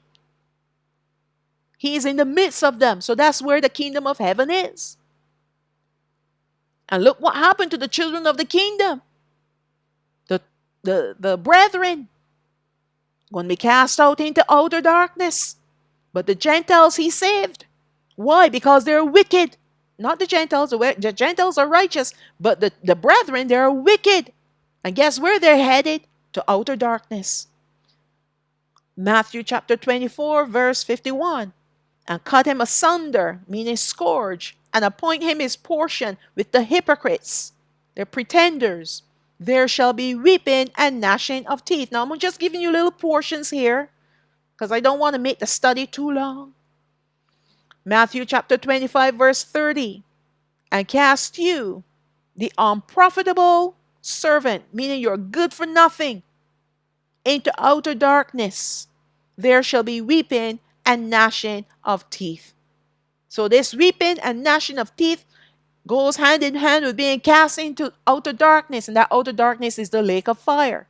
And the lake of fire will be found away from and outside the domain of the heavens and the earth. Mark chapter 9, verse 43. And if your hand offend you, cut it off. It is better for you to enter into life maimed than having two hands to go into hell, into the fire that never shall quench. So this is the hellish part of hell, not Hades, where their worm, meaning maggot, it dies not, and the fire is not quenched. So he's saying, look, if you like stealing, you cut that hand off, right? If you want to make it into the kingdom, cut that hand off. But we can look at it from a spiritual point of view, because he said, the same thing about your eyes. If your eyes offend you, pluck it out. I don't know, some people might go and take it literally, but all right. But he said, cut it off. If it offends you, cut it off. But he has a better way now, which is called repentance. It's called repentance. Hamashiach spoke to his people concerning hell on many occasions. In this parable, he was teaching that it would be better to lose your hand, lose your foot, or lose your eye than to go to hell. Speak not Hades, the hellish part of hell, where their worm, the maggots that eat away dead flesh, will not die. Because maggots are fly larvae that will die, meaning they when they're ready to become flies, so they morph into flies. So the larvae, the worm part that they were, that kind of dies so that they can become the fly. Hamashiach is given a very clear idea that those who are cast into hell, awaiting the lake of fire, will experience being eaten by worms forevermore. So those worms will never go away. They will become rotten flesh. And additionally, they will be in a fire that will never be put out. They will go from hell into the lake of fire. All right? The lake of fire will be a place of darkness, a place where all the devils, demons, and unclean spirits will be, along with every sickness and all diseases that were ever on the earth. Hell and death will be there too. Imagine a place completely devoid of water, smelling of sulfur, nothing green growing there as there will be no moisture. Then to add to the fact that every wicked spirit will be there too. What a place that will be. To add to this place will be the fact that there will be no alliances there. Every man for himself. So all these stupid people that thinking that hell is going to be a party place, good luck. Good luck. You're not even going to have one friend to call a friend. Even if you go there with your wife, that person, that woman, that wife will become like a demon and pursue you to try to destroy you, although you can't die there.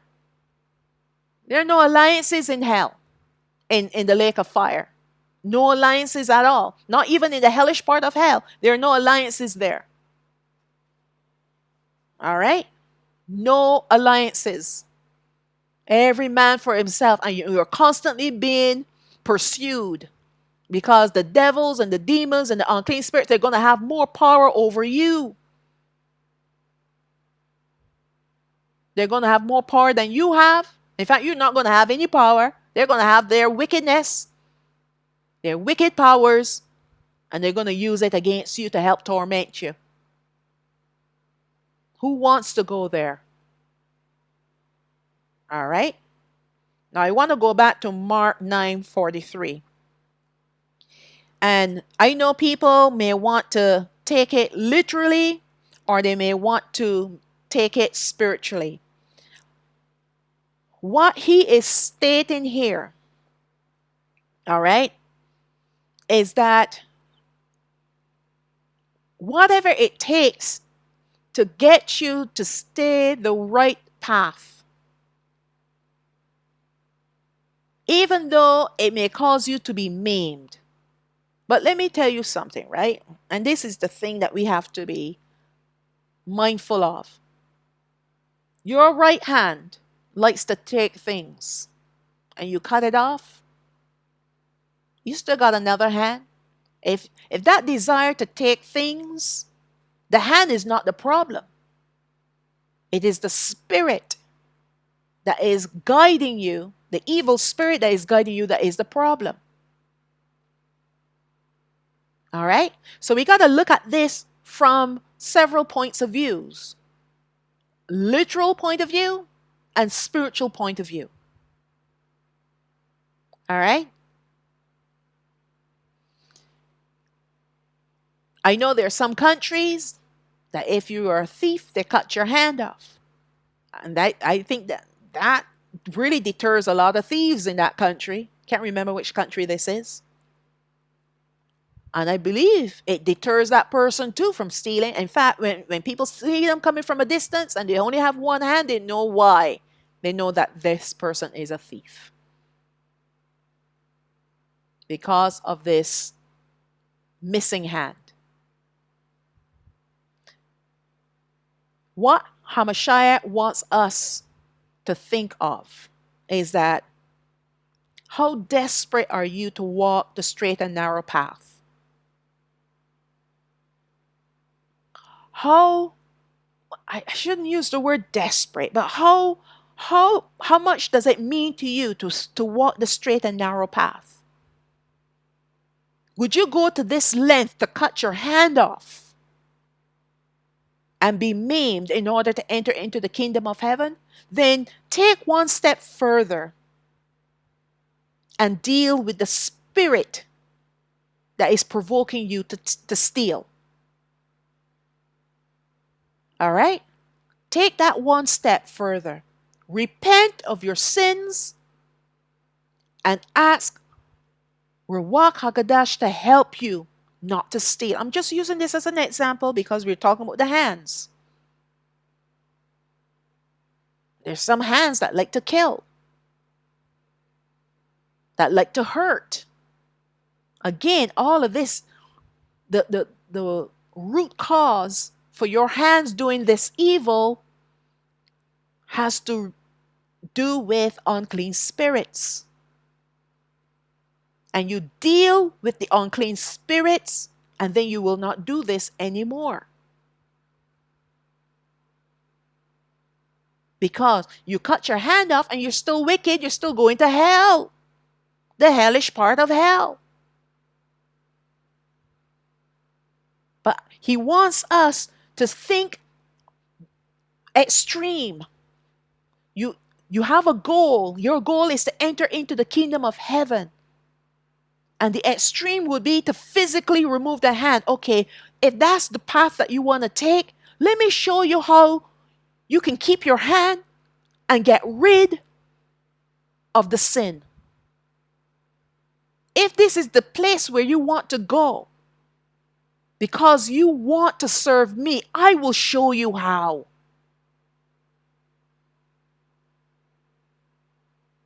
All right?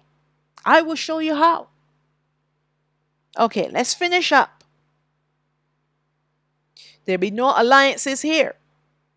No friendships. No family members ganging together.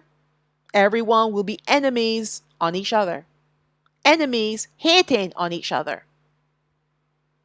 The weeping and gnashing of teeth will be because of the emotional pain that will come from regret, but will be too late.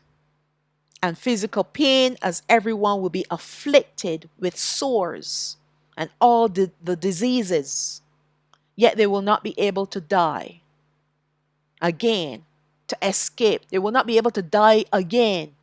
They're already in second death anyway, to escape their torments. And this will be forever. Can you imagine living like this? Can you imagine that you lived large in this world, shook a lot of different hands to make it, did the dirty deeds and thinking, I have power here on the earth. Who can destroy me? How can I be wrong? I've got favor on my side because I've got great wealth. I got position and I even got power. But then one day comes and you die and you're escorted. In fact, though, Alahayam is not going to send anybody to escort you. It's like an elevator shaft that you're dropped into the hellish part of hell. Open up the trap door and down you fall into the hellish part of hell if the lake of fire is not created yet. Tell me, all the power, the wealth, the great names, the titles and everything that you have, how's that going to help you now? It's not going to do anything for you. And then you're transported from there into the lake of fire. Even worse yet. Don't be envious of the wicked. They're the ones who are ruling the world right now with all their wicked agendas. Don't be envious of them and do not crave what they have. Because they're going to have some severe punishments to deal with. Severe. Alahayam has the kingdom of heaven for his people.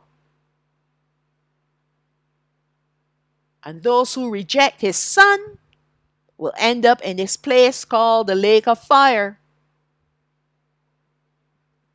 All right? Don't go there. Do what you can to keep out of that place. Because once you enter in, you will never come out. And you're there forevermore, for all eternity. You're not going there for a few years, or a few months, or a few hundred years. You're there for all eternity. So imagine all eternity suffering. You want to live like that? All right. I know some of the heathens out here, they're talking about, oh, it's going to be like a party place. Because, yes, in this world, we have restrictions. Can't do this, can't do that. Even though they're abominations. But when we go to hell, it's going to be like a party place where you can do all you want to do and some more.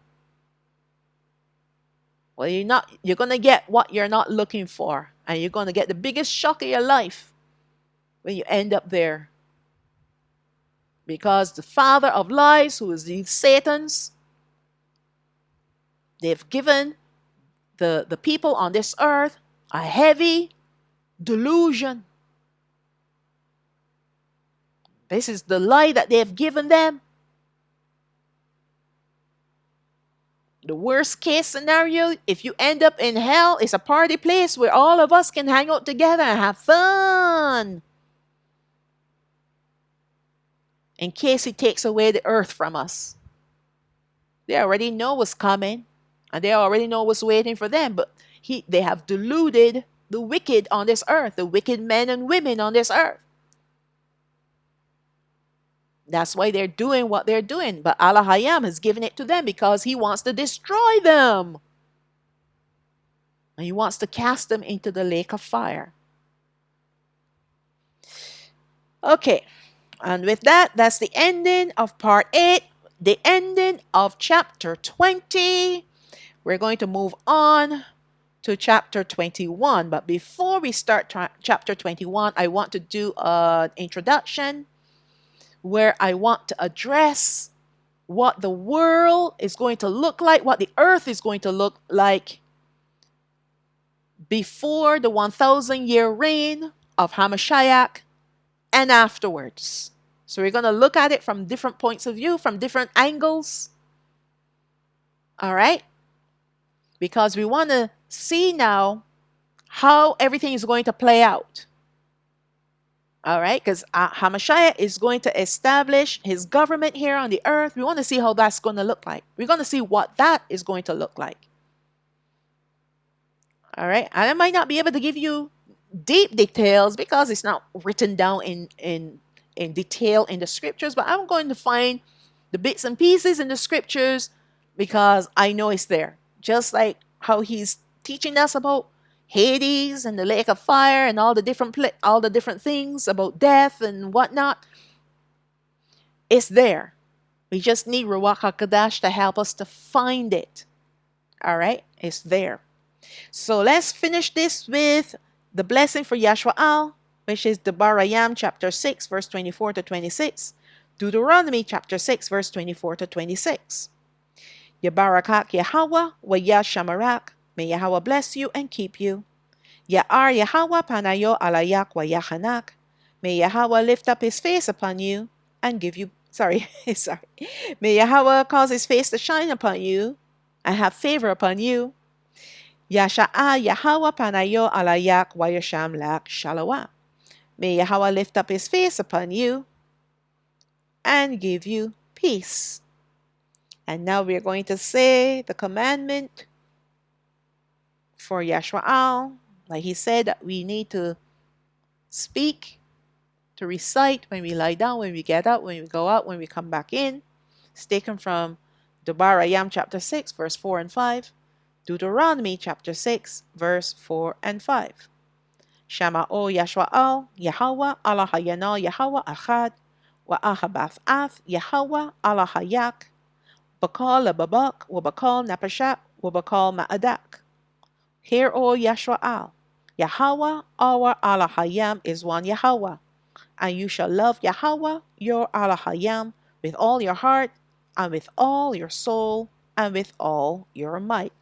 And I want to go back to Alahayam chapter 6, verse 24 to 26, the second line, when I said, Ya'ar Yahweh panayo alayak wa yahanat, that is, Yahweh cause his face to shine upon you and have favor upon you. I just want to clarify that because I might have left out the shine, the glory of Alahayam. Okay. And with that, I will say, Shalom, Shalom. All praises to the Most High. Abba Yah.